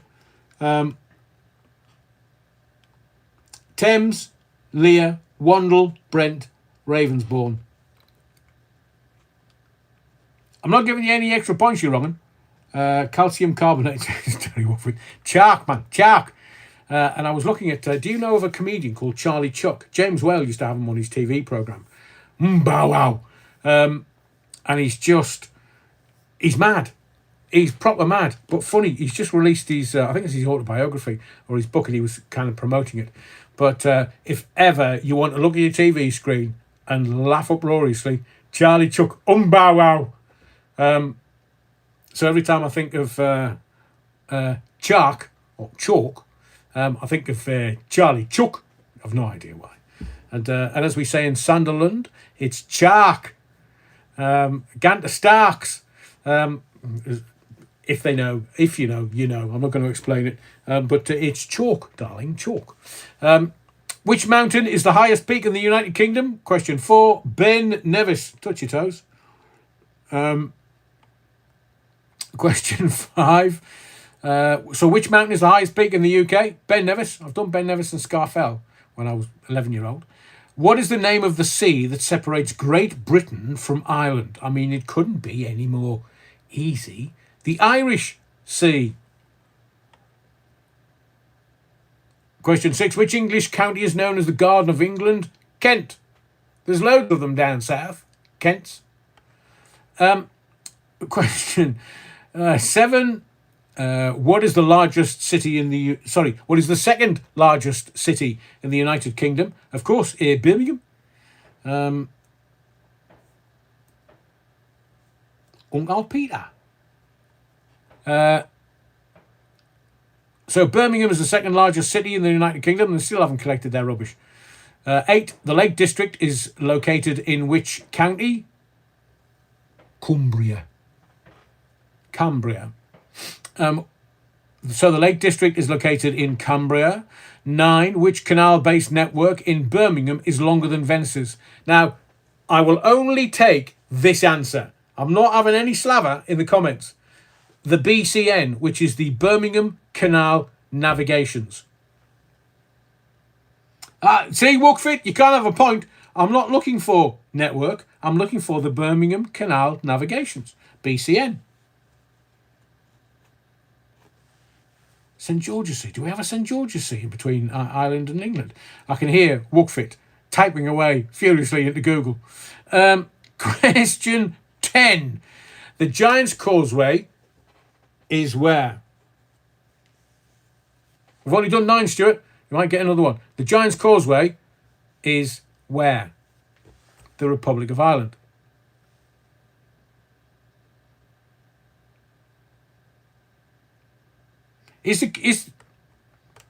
I always thought the Giant's Causeway was in the Republic, not in Northern Ireland. But so if you put Ireland, yeah, you can have that, don't mind. If you put Northern Ireland, don't mind. If you put the Republic, don't mind. because I altered the answer. I was given Northern Ireland. Andrew James 6. Wookfit. The Giant's Causeway is located on the northeast coast of Northern Ireland. Ah, right, okay. All right, Northern Ireland or Ireland, you can have it.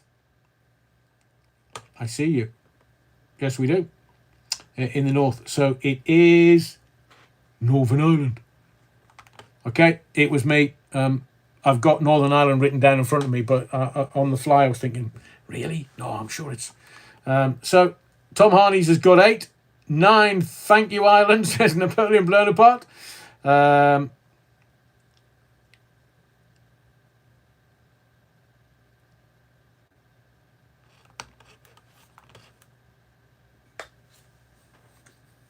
So is Manchester more... Well, it might have changed over the last few years. I always thought that Birmingham was the second largest city in the UK. How many's in Manchester and how many's in Birmingham, if anybody wants to do that bit of research? Because Lauren Taylor said 8. Again, Stuart's objection. Birmingham, sod off. I'm with Tony Wilson on this one. I was going through... Tony Wilson sadly missed. Oh. Ghetto defendant Brum is second. So, how many did you get that round? Is it any better? Are you averaging somewhere between 7 and 9? That was my intention. Amalia says, I'm sure it's Brum. So the second largest city in the UK by population is Birmingham. But is there more creative coming out of Manchester? Louise Sampson gets 9. Top of 69, 9. Lionel Leighton unrehearsed, 9. Brilliant. Good effort, everyone. So let's do 5, history and monarchs, and then we'll do sit rep, see how many you've got up till that, because it is the 100 club. And, oh, wow, okay, we better get a move on. So, history and monarchs. Let's get our heads down. We're only halfway through, and we're not far away from 10 minutes away from 9 o'clock. So, history and monarchs. Who was the Queen of the United Kingdom from 1952 to 2022? 1. Who was the Queen of the United Kingdom from 1952? Get a defendant says, I don't share me score. The Rev will put me in detention. I'll set Sister Mary's big dog dick onto you. Question 1. Who was the Queen of the United Kingdom from 1952 to 2022? In which year did World War II end?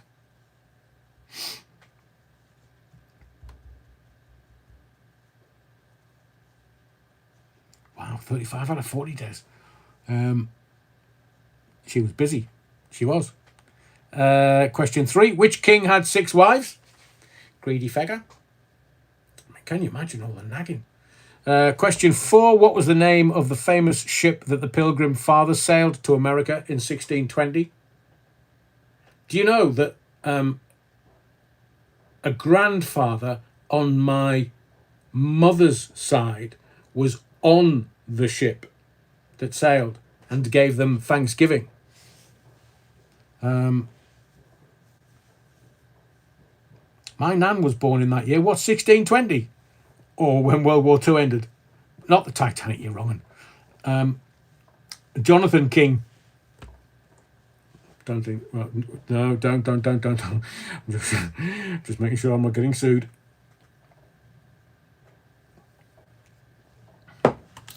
So what was the name of the famous ship that the Pilgrim Fathers sailed to America in 1620? Question 5. Who was the Prime Minister of the United Kingdom during World War II?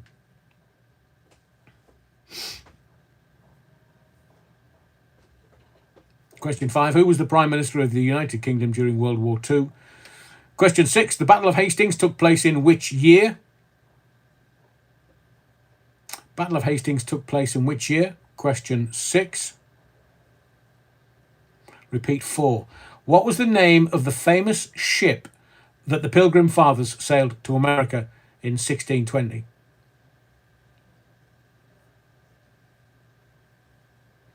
Question 7. Ooh.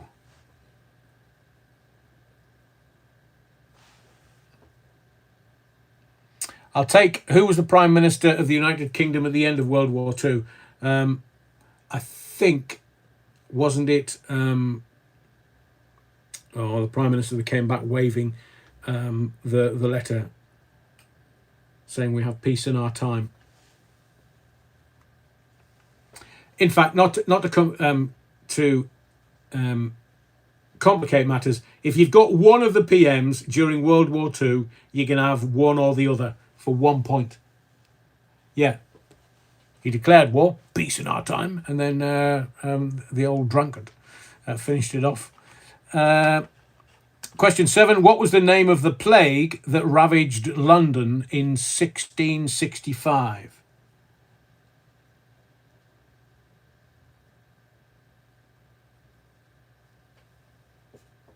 Question 7. What was the name of the plague that ravaged London in 1665? Question 8. Which Tudor monarch was known as the Virgin Queen? Boy George. Which Tudor monarch was known as the Virgin Queen?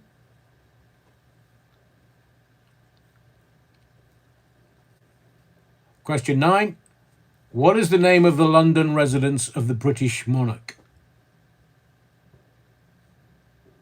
What is the name of the London residence of the British monarch that's being given a facelift at the moment?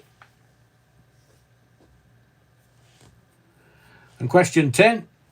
Who was the first female Prime Minister of the United Kingdom? And Ginger Growler doesn't qualify. That's coming, I think.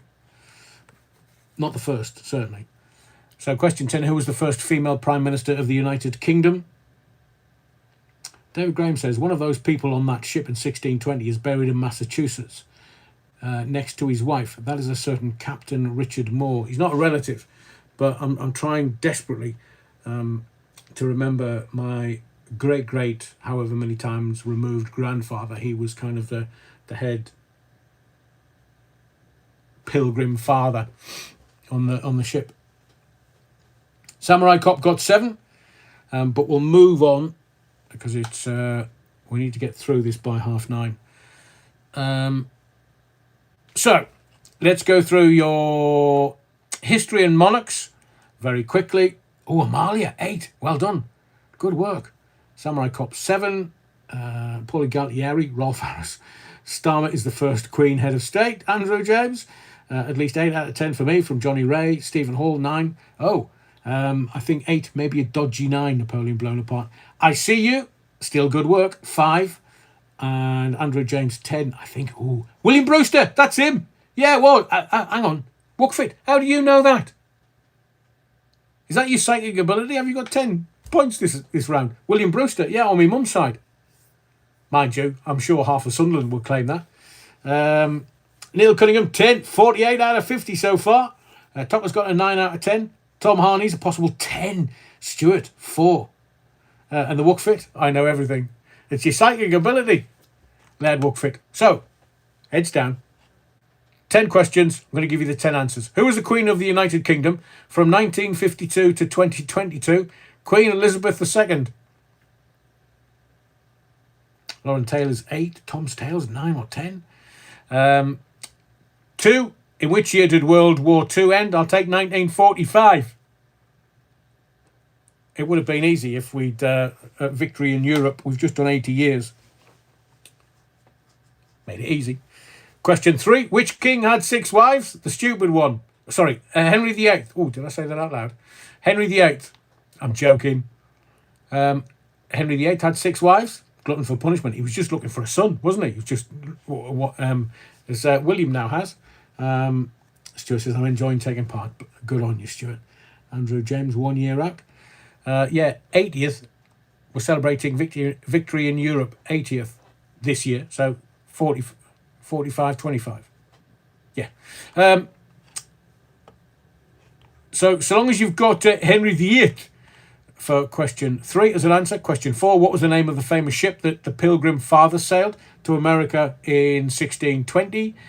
It was the Mayflower. And William Brewster, my great, however many times removed grandfather, he was one of the main pilgrims on there, I think. And when they landed, oh, shall we celebrate? Yes, let's have Thanksgiving. We made it across the bloody sea. 5. Who was the Prime Minister of the UK during World War II? Winston Churchill. You could have had Chamberlain at the beginning, of course, but I'll allow you either Chamberlain or Winston. David Graham, VE Day was May 8th, 1945. Terry Woodford. A lot of people in Sunderland and Washington are related to Brewster. Muggy Tart. Did he get about a bit? They didn't have TVs in those days. Ma'am, are we related? Everybody's related in Sunderland. 6. The Battle of Hastings took place in which year? There's Ashton, bloody Puritans. Exactly. Happy clappers, they're giving it everywhere. Battle of Hastings took place in which year? 1066. Question 7. What was the name of the plague that ravaged London in 1665? Now, I know some people might have gone for other things, but it was the Great Plague.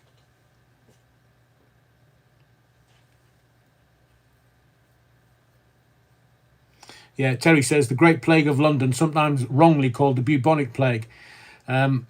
I thought people would have gone for the Black Death, as Garen did, but the Great Plague.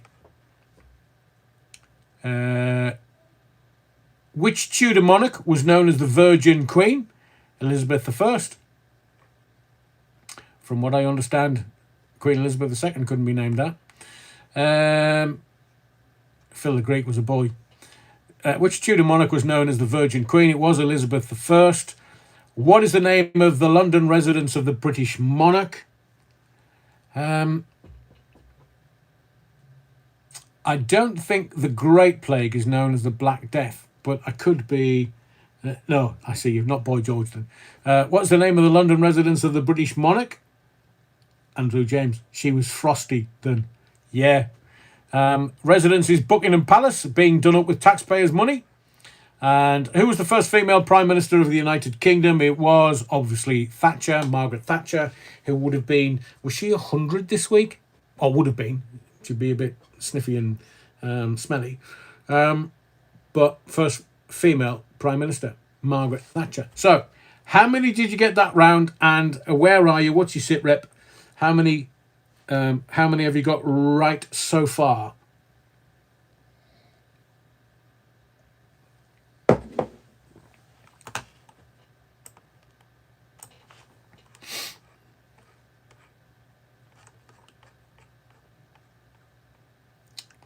I'm just getting the next round ready. Andrew James, 7 out of 10. Oh, Neil Cunningham, 48 out of 50. Tom Harney's 42. Amalia Grassi, good effort. 8 out of 10, Amalia. Linda Lewis, 8. Sandra Whittam, 9 and 40. Tom's Tales gets 43 so far. And Fred Barker had 8 out of 10 that round. Nice effort, Fred. Stephen Hall, 9. I see you, 5 still. Napoleon Bonaparte, 43. Darren Donnelly, 10 out of 10. Nicholas says, first time caller, bit nervous. The Kirk doesn't understand how difficult this weekend's football results were for Geordie Nick.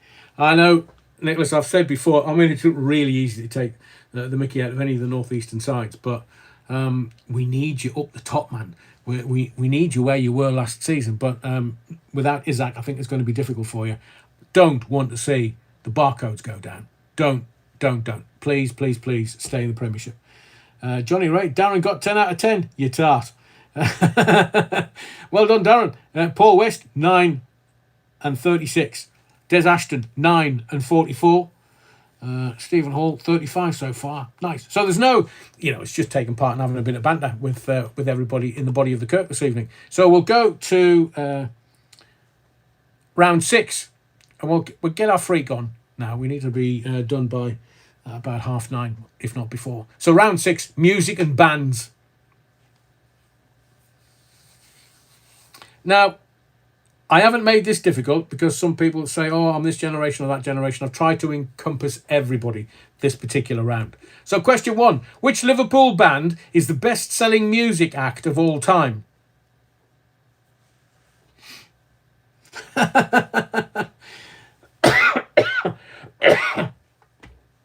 Stop it, Terry. I'm not mentioning her.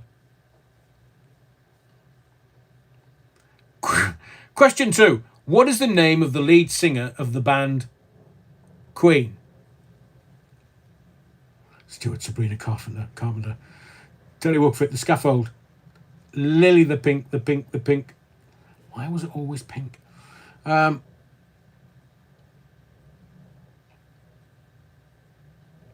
Didn't use great. Black Death was 300 years earlier. I worked in Rock FM, and I'm sure the Black Plague is in there. Rock FM and Red Rose Gold were housed in an old church, the Rockin' Church. But the graveyard around it had Black Death in it. So they didn't want to dig it up and kind of put other stuff on it to put the foundations in, because they were scared they'd bring about the Black Death or the Great Plague or whatever it was.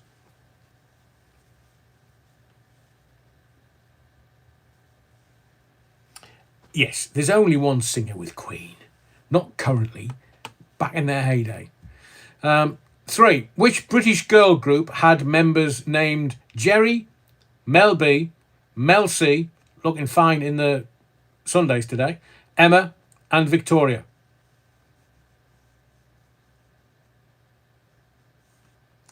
Bronski people were fabulous, Andrew.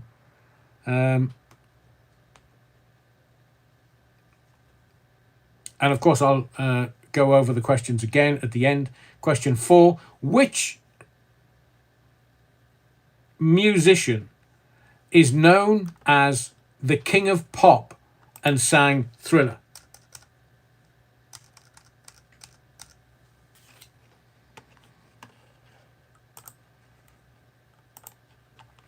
Which musician is known as the King of Pop and sang Thriller?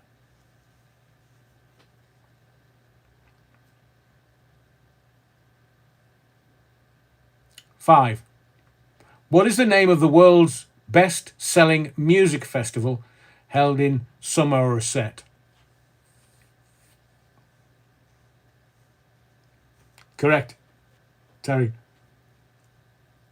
Lewis, Toy Dolls, proper band. I agree with you. I mean, I know Nelly the Elephant made it, but Olga and the boys, saw them live. Fantastic, just fantastic. Get a defendant. Olga, is Olga still making music, or has he just kind of gone elsewhere? But what a character! I'm trying to think of the pubs that they used to play in Sunderland. I saw the Angelic Upstarts once in a Sunderland pub. Not the old 29. I can't remember going back. Samurai Cup's got 5 out of 5 so far. But I went in this pub and the Angelic Upstarts were I think they were playing Who Killed Little. If you from the Northeast, you might know the name.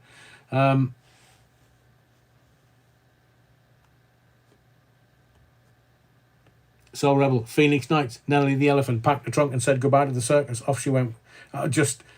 If you've never listened to the Toy Dolls doing Nelly the Elephant, go and find it, because it's just, especially when you've had a few large ones. Question 6. Which band had hits with Wonderwall and Don't Look Back in Anger? Okay, Beata, I'll do that for you. Question 5. What is the name of the world's best-selling musical festival held in Somerset? And question 6. Which band had hits with Wonderwall and Don't Look Back in Anger? Was it the Q Club, Nick? Ghetto Defendant, Blue Suede Shoes by the Dolls is genius. They should get back together. They'd make a fortune. Just go and do a tour of the pubs in Sunderland. Make a fortune. Question 7. Who is the British artist known for songs like Shape of You and Bad Habits. And I'll give you a clue. It's one of two people I keep mentioning that are shite. And it's not Taylor Swift. Just my opinion, in my view. Who's the British artist known for songs like Shape of You and Bad Habits? Question 8. Which classical composer wrote the Planets Suite? Which classical composer wrote the Planets Suite?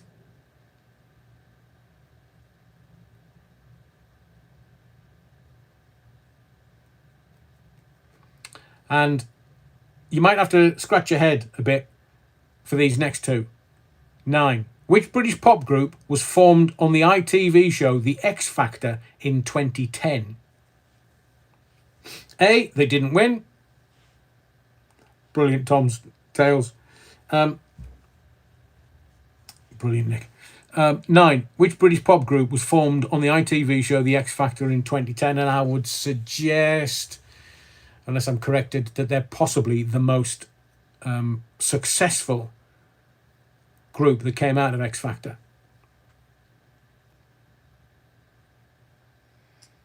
Yeah. Question 10. What is the name of Adele's best-selling album from 2015? Yeah, they're not really a group. No. Band has players, group has singers. So what's the name of Adele's best-selling album from 2015? I'll give you a minute or two.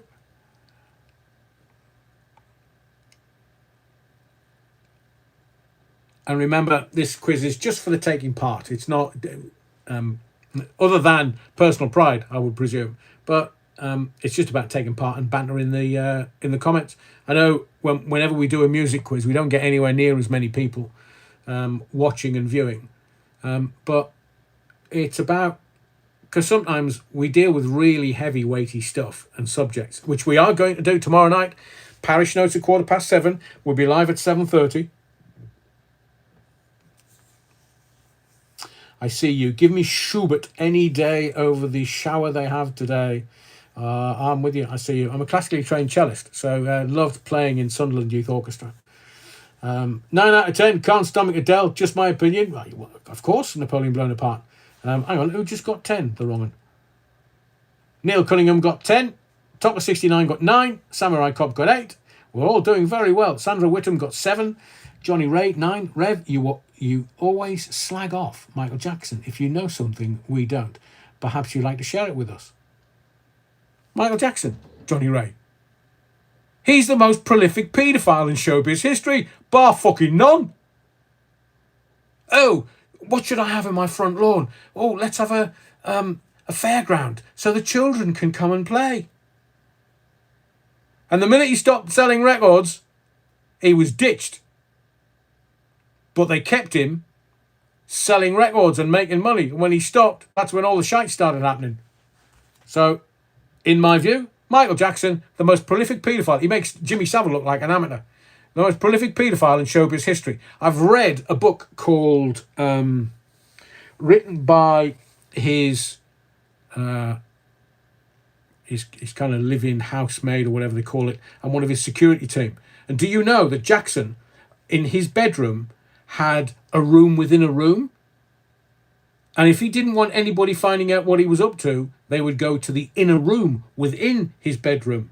And also, he had pressure pads under the carpets in the corridor leading up to his room with alarms in his room, so that if anybody was coming up the corridor to his room and he didn't want them there, the alarm would go off and he would do what he needed to do. So, they don't talk about that in the mainstream media. Jacko got the under 8s out after dinner. Very good, Ray. Michael Jackson's last words. Can you put me on the children's ward? Phil Levan. Adrian, do you think Michael blew bubbles too? Probably West Ham fan, to be fair. And you know how you know when it's time to go to bed in the Michael Jackson household, don't you? When the big hand touches the little hand.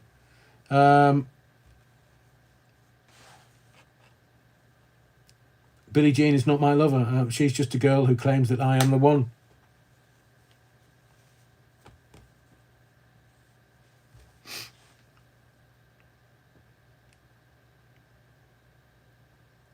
Nicholas says, or Nick says, this is blowing smoke up your arse, but we love the Kirk. Get a phone in going. We miss it. Okay. We have, just as before I go to round 7, we have looked at it technically, and we've literally worked it to death. And unless I spend thousands and thousands and thousands of pounds on it, I wanted to do it professionally. I wanted to do it the way a professional, either late night phone-in or a lunchtime phone-in is done. I'm not going to use bloody I just don't want it to be shite, that's all. I want it to be a very good listen, good quality listen. Have I not done the answers? Hang on a second, have I done? Right, here's the answers. Here's the answers. We'll rattle through these because I'm being distracted. Cheers, Nick. Which Liverpool band is the best-selling music act of all time? They would have us believe Taylor fucking Swift. No, the Beatles. No one will surpass the Beatles. They changed the world, the Beatles. They changed everything, not fucking Taylor Swift. My hairy arse. Sorry, did I say that out loud? I've run out of hibiscus. I need more. What is the name of the lead singer of the band Queen? Obviously the one that we all know, Freddie Mercury. Which British girl group had members named Jerry, Mel B, Mel C, Emma and Victoria? Or Ginger? Was she not Growler? What was Mel B? Mel C was Sporty, Emma was Baby, and Victoria was just miserable.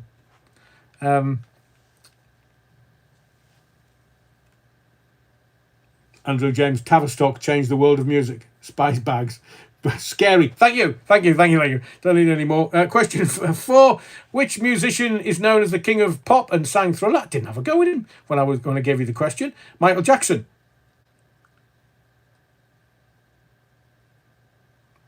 Now, let me have a look at it. So, the king of pop and sang Thriller gave it away.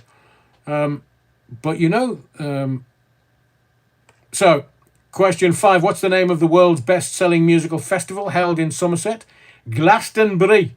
Glastonbury Festival. I'll just take Glastonbury from you. Was she scary named by Sonia Poulton? Try and get Sonia on the channel. Question 6. Which band had hits with Wonderwall and Don't Look Back in Anger? Oasis. Question 7. Who was the British artist known for songs like Shape of You and Bad Habits? I'm teasing you. Ed Sheeran. Question 8. Which classical composer wrote the Planet Suite? Mars. What a warbringer. Gustav Holst. And which British pop group was formed on the ITV show The X Factor in 2010? It was One Direction. And the album, Adele's best-selling album of 2015, 25. Yeah.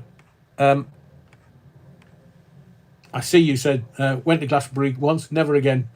Eddie Murphy, daughter. Yeah, Garen, yes, of course. And obviously you had to pay for that. You could have 1D, I suppose, but it's One Direction or Wand Erection. Where am I? 6. 7. Tricky, because I don't want you to get like 90 odd or 100. So we're going to do literature and authors. I'm going to do 3 rounds in 15 minutes. Are you ready? 9 out of 10. Tom's Tales, 52 so far. Andrew James, 7 out of 10. 6 for Stuart, did better than I thought. And Fred Barker, 9 out of 10. Amalia Grassi, 6 out of 10. Napoleon, 52 total, another 9. Way to go. Right, this is going to sort the men from the boys and the women from the girls. Neil Cunningham, 10, 58 out of 60. Might be a week around for you, Neil. Didn't get the Adele one. I wouldn't either. Linda Lewis, 7 with Paul West and Darren Donnelly. Stephen Hall, 9. Napoleon blown apart. Oh, shite. So, literature and authors. I see you. Still a good effort. Literature and authors. Round 7. Question 1. Who wrote the Harry Potter book series? Who wrote the Harry Potter book series? Beata, nice 7. Hopefully you'll be near 40. Full house. Des Ashton's got 54. Yeah, wrong.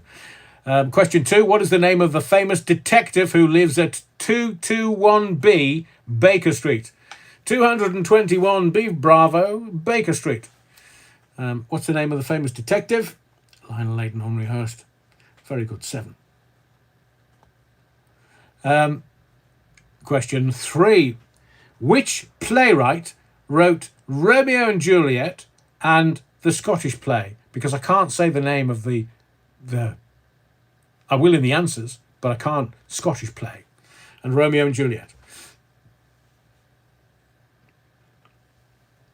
Oh, come on, man, Terry. Winding your way down Baker Street. Oh, God, I can see him. Can't remember the artist. 3, done that. Who wrote Romeo and Juliet? The Scottish play, Jerry Rafferty. Thank you, Terry. That would have done me head in. 4, what is the name of the magical land in C.S. Lewis's The Chronicles of Narnia?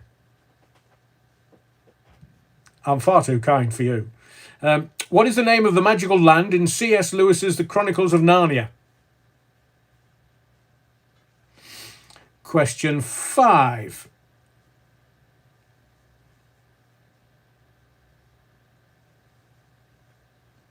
Which grumpy, grouchy character is created by children's author Julia Donaldson?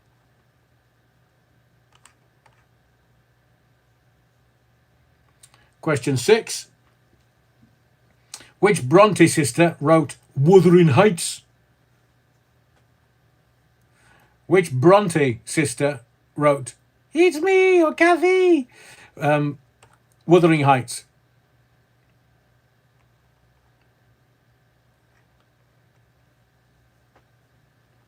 Question 7. What is the name of the bear from Darkest Peru who loves marmalade?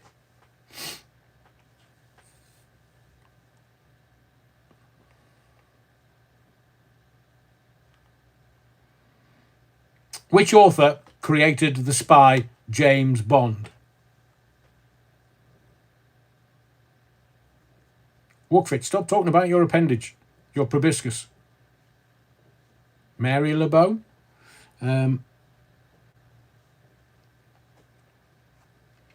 Stuart says, I know this because the question was on the chase. 9. In George Orwell's Animal Farm, what type of animal is Napoleon?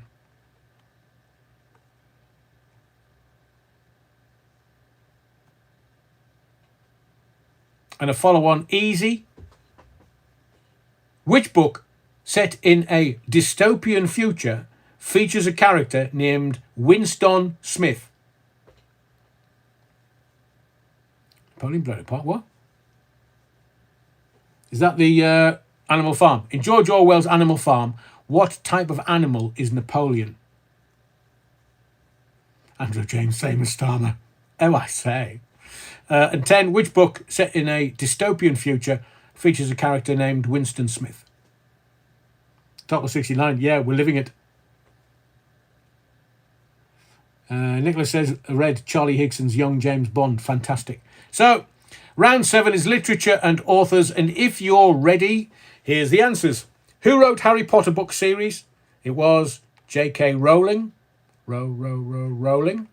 Question 2. What is the name of the famous detective who lived in 221B Bravo Baker Street?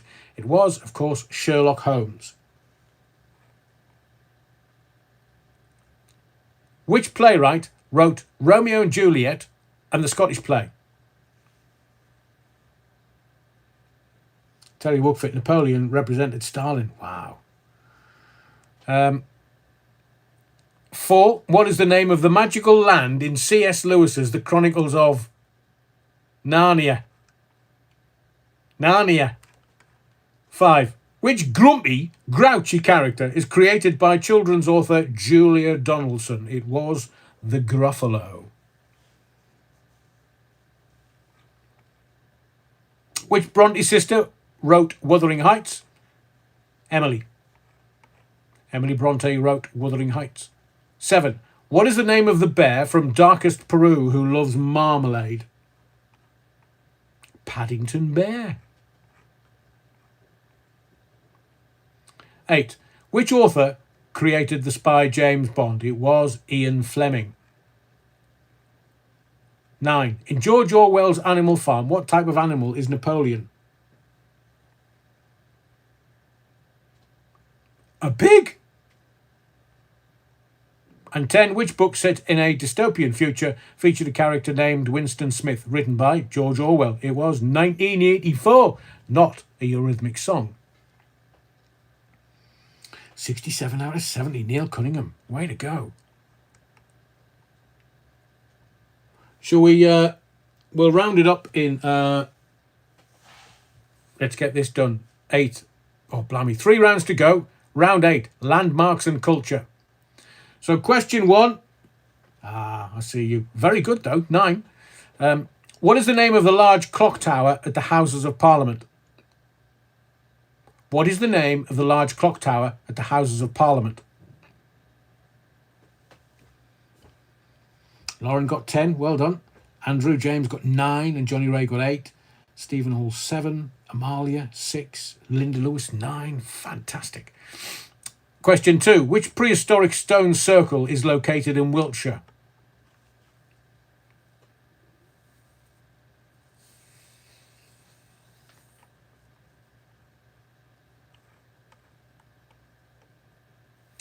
Three. What is the name of the art gallery on the north side of Trafalgar Square? Stuart and Napoleon blown apart. 8. Sandra, I know.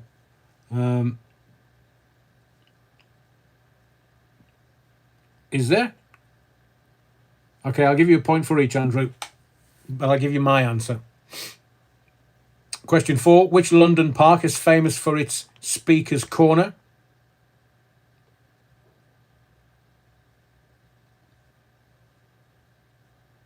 And 5. What is the official London residence of the Prime Minister?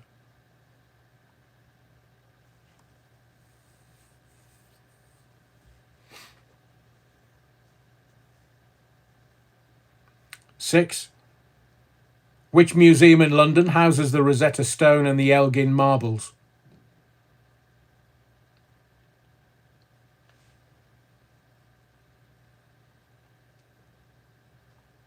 Seven.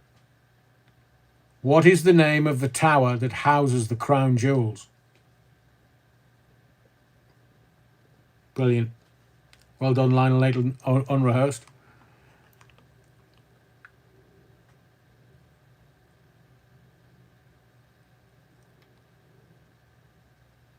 And in which Scottish city can you find Edinburgh Castle?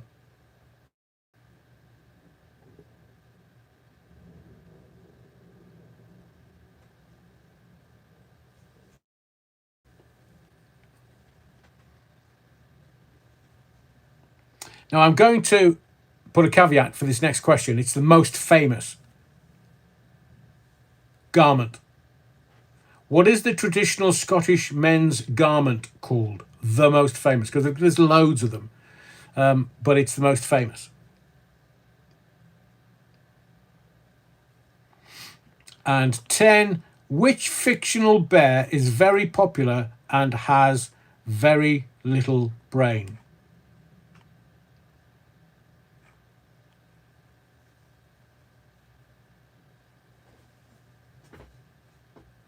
Technically, it's a hat, not a garment.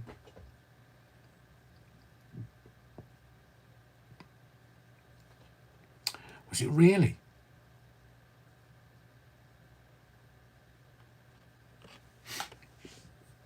So let's go through the questions.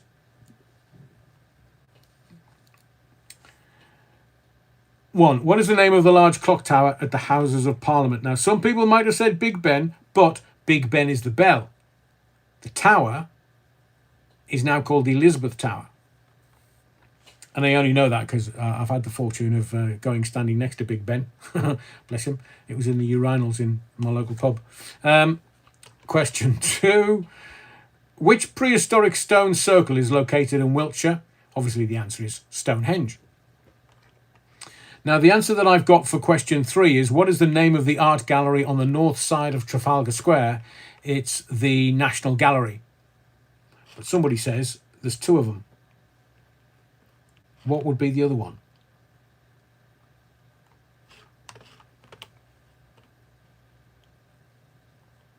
Question 4. Which London park is famous for its Speaker's Corner? It is, of course, Hyde Park. Question 5. What is the official London residence of the Prime Minister? I will take 10 Downing Street. Question 6. Which museum in London houses the Rosetta Stone and the Elgin Marbles? It's the British Museum. Question 7.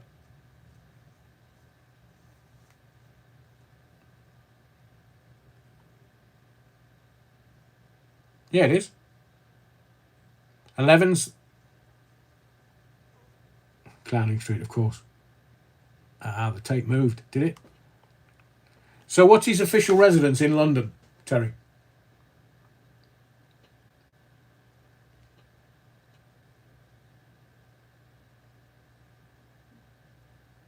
Is it 10A? It's the flat above 10.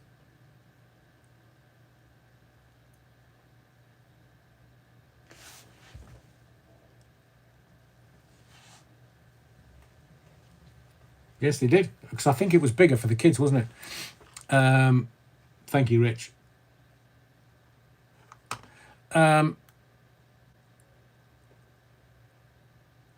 What's the name of the tower that houses the crown jewels? It is the Tower of London.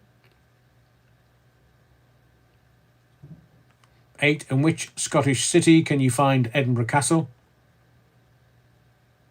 Edinburgh. 9. What is the traditional Scottish men's garment called? A kilt. And which fictional bear is very popular and has a very little brain? Winnie the Pooh.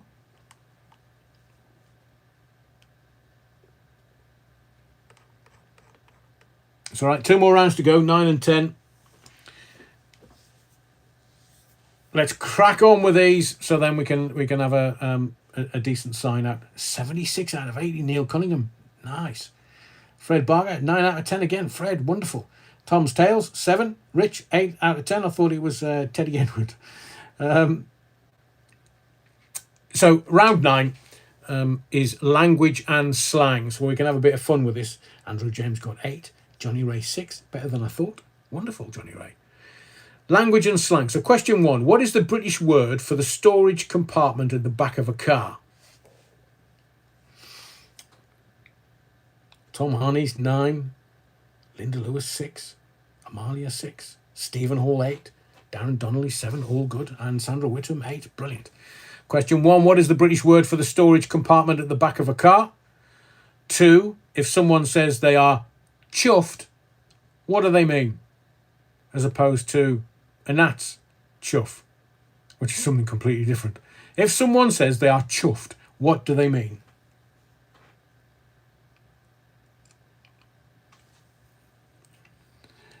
Terry Wookford says, I can give you another 10. Are they on fire? 3. What is the British word for a line of people waiting for something? Seemingly, we're the only ones in the world that do it. Everybody else just jumps in. And then we start tutting. How very dare they? How very dare they? I nearly said what it was there. 4. What is the colloquial term for the television remote control?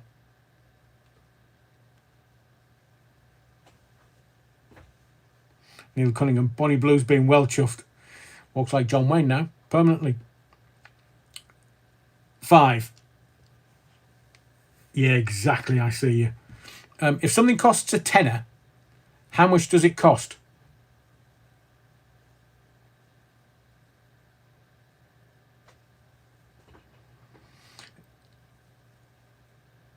Question 6. What is the British word for an elevator?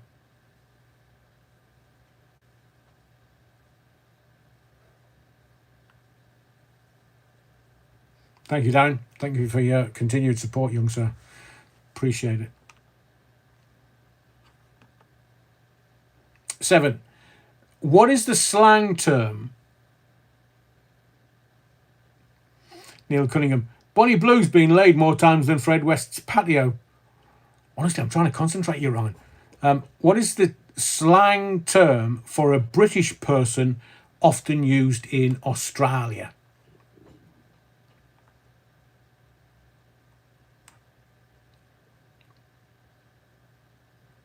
Question 8. If someone says they are skint, what do they mean? We've all been there. If someone says they are skint, what do they mean?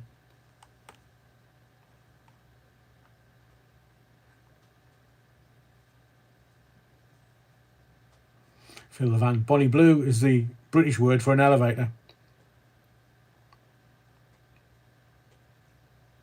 Question 9.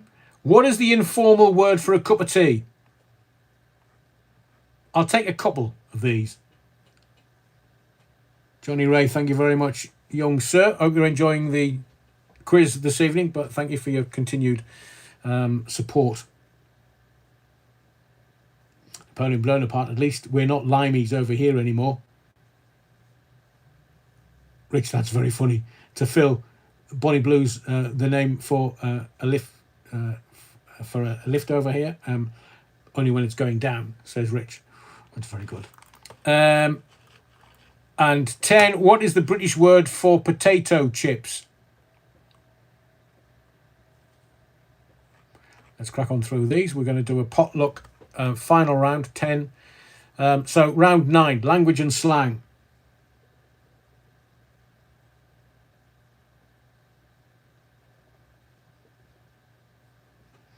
Bonnie Blue was going to call herself Sarah Pipolini, but she read that the Sahara pipeline was laid by 3,000 men. Very good. So, language and slang. 1. Thank you, Stuart. Again, I hope you've enjoyed the quiz this evening. And congrats on 250 likes. Thank you, Stuart. Thank you for your continued support.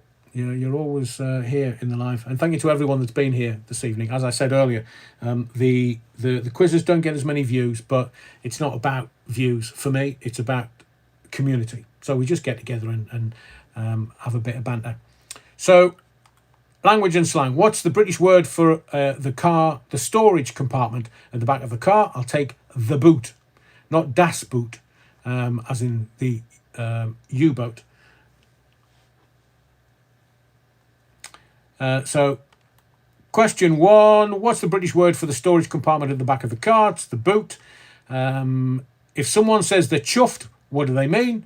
Pleased or delighted? 3. What is the British word for a line of people waiting for something? Obviously, it's a queue. What is the colloquial term for the television remote control? You can have zapper, as in not Frank, the zapper, or the remote, either of those.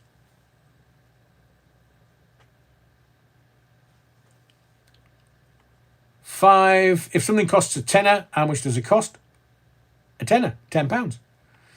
6. What is the British word for an elevator? The lift, or a lift. 7. What is the slang term for a British person, often used in Australia? A pom, or pommy, or whinging pom. You can have that one as well. If someone says they're skint, what do they mean? They've got no money. 9. What is the informal word for a cup of tea? You can have a cuppa or cup of cha. Either or will work. And finally, what is the British word for potato chips? Of course, it's crisps. So I won't ask how many you've got. We'll do a sit rep after 10, which we're going to go into very quickly. Let's see if we can do this by 9:45. So round 10 is potluck. Or Rosie Lee. Yeah, Napoleon, you can have that. Rosie Lee. Cup of char. Cup of splosh. Never heard of that one, Lewis. 9 out of 10 for Andrew James. Ooh. Oh, yeah, a brew. Yeah, Beata, you can have that one. You can have a point for a brew. Stuart says crisps. Rich, well done on getting to your 250th live, Adrian. Thank you, Rich. Thank you for thank you for your continued support. Tom Harney's Napoleon Blown Apart, 10 out of 10. We're all doing well, but I want to get through potluck and then we can round everything up. So round 10, question 1. On a standard UK traffic light, what colour means go? 2. What is the currency of the United Kingdom? Not for much longer. And it does have to contain one particular word. So what is the currency of the United Kingdom? 3. How many stripes are on the Union flag? Not the Union Jack. Thank you, Neil. Wow. Again, thank you for your continued support. And I will explain this. So question 3 is how many stripes are on the Union flag, not the Union Jack. It's only a Union Jack if it's flown from the Jack staff on a boat. Question 4, what is the name of the United Kingdom's national lottery?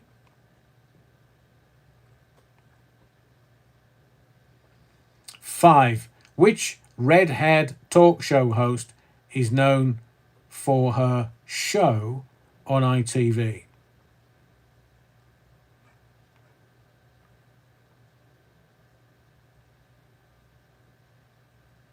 What? She's not red-haired.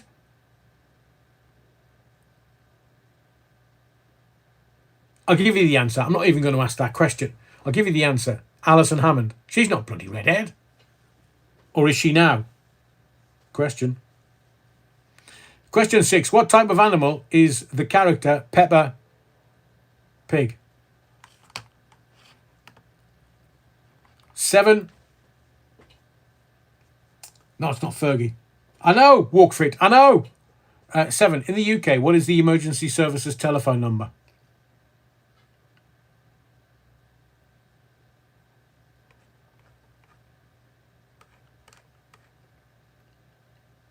Which British airline is known for its slogan, to fly, to serve?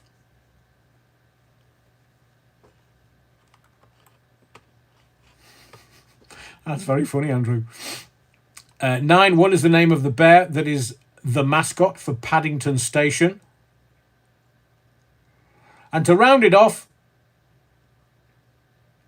in a traditional British pub, what is a snug?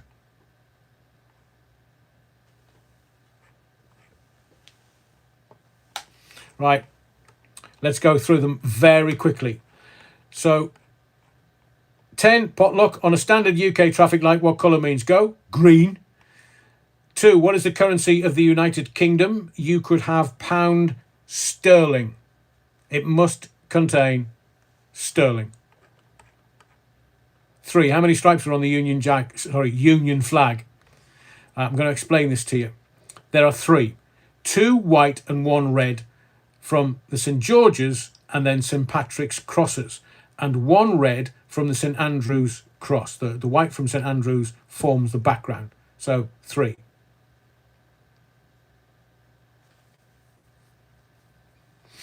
Question 4. What is the name of the UK National Lottery? The National Lottery. Now, the reason why I'm doubting this is because I don't think they've had their... it's the currency, Stuart. Yeah, you can have the pound. I'll give you for the pound, but sterling is actually the kind of more official name. Which red-haired talk show host is known for her ITV show? Now, Lorraine Kelly, possibly. She's been, well, she must be a An airplane, Ginge.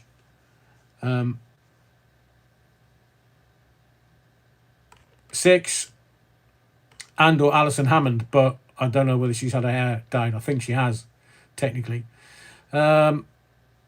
6, what type of animal is the character Peppa Pig? Pig! 7, in the UK, what's the emergency services telephone number? 999. 8, which British airline is known for its slogan to fly to serve?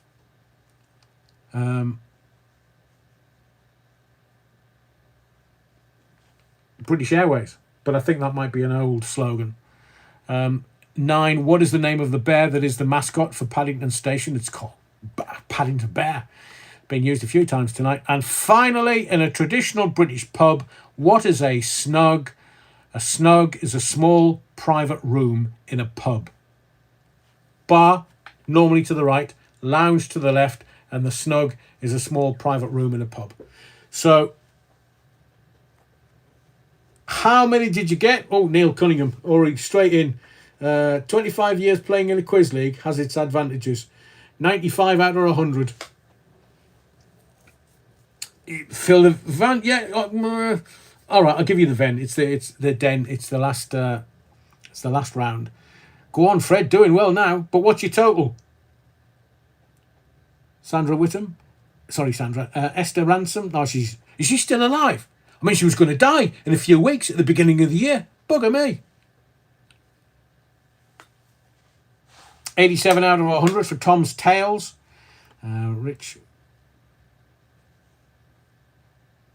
Very good, Rich. Wales was already part of England when it was created in 1801.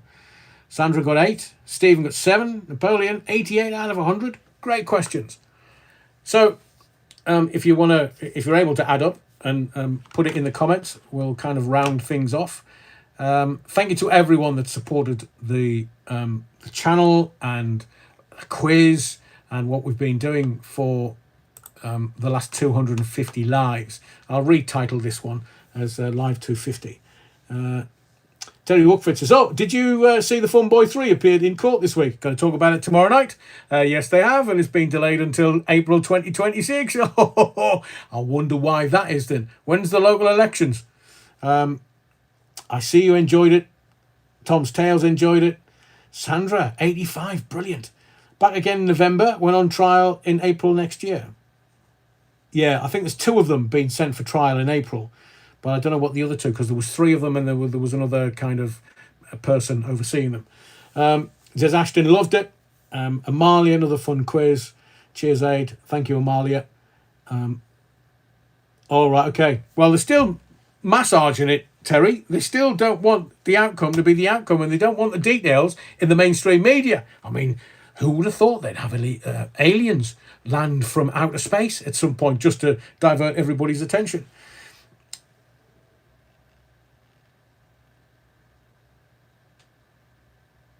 Stuart says, great quiz, Adrian. Congrats on 250 lives. I'll be back for tomorrow's mission. Brilliant. And Des says 250. Whoa-ho. Thank you, Des.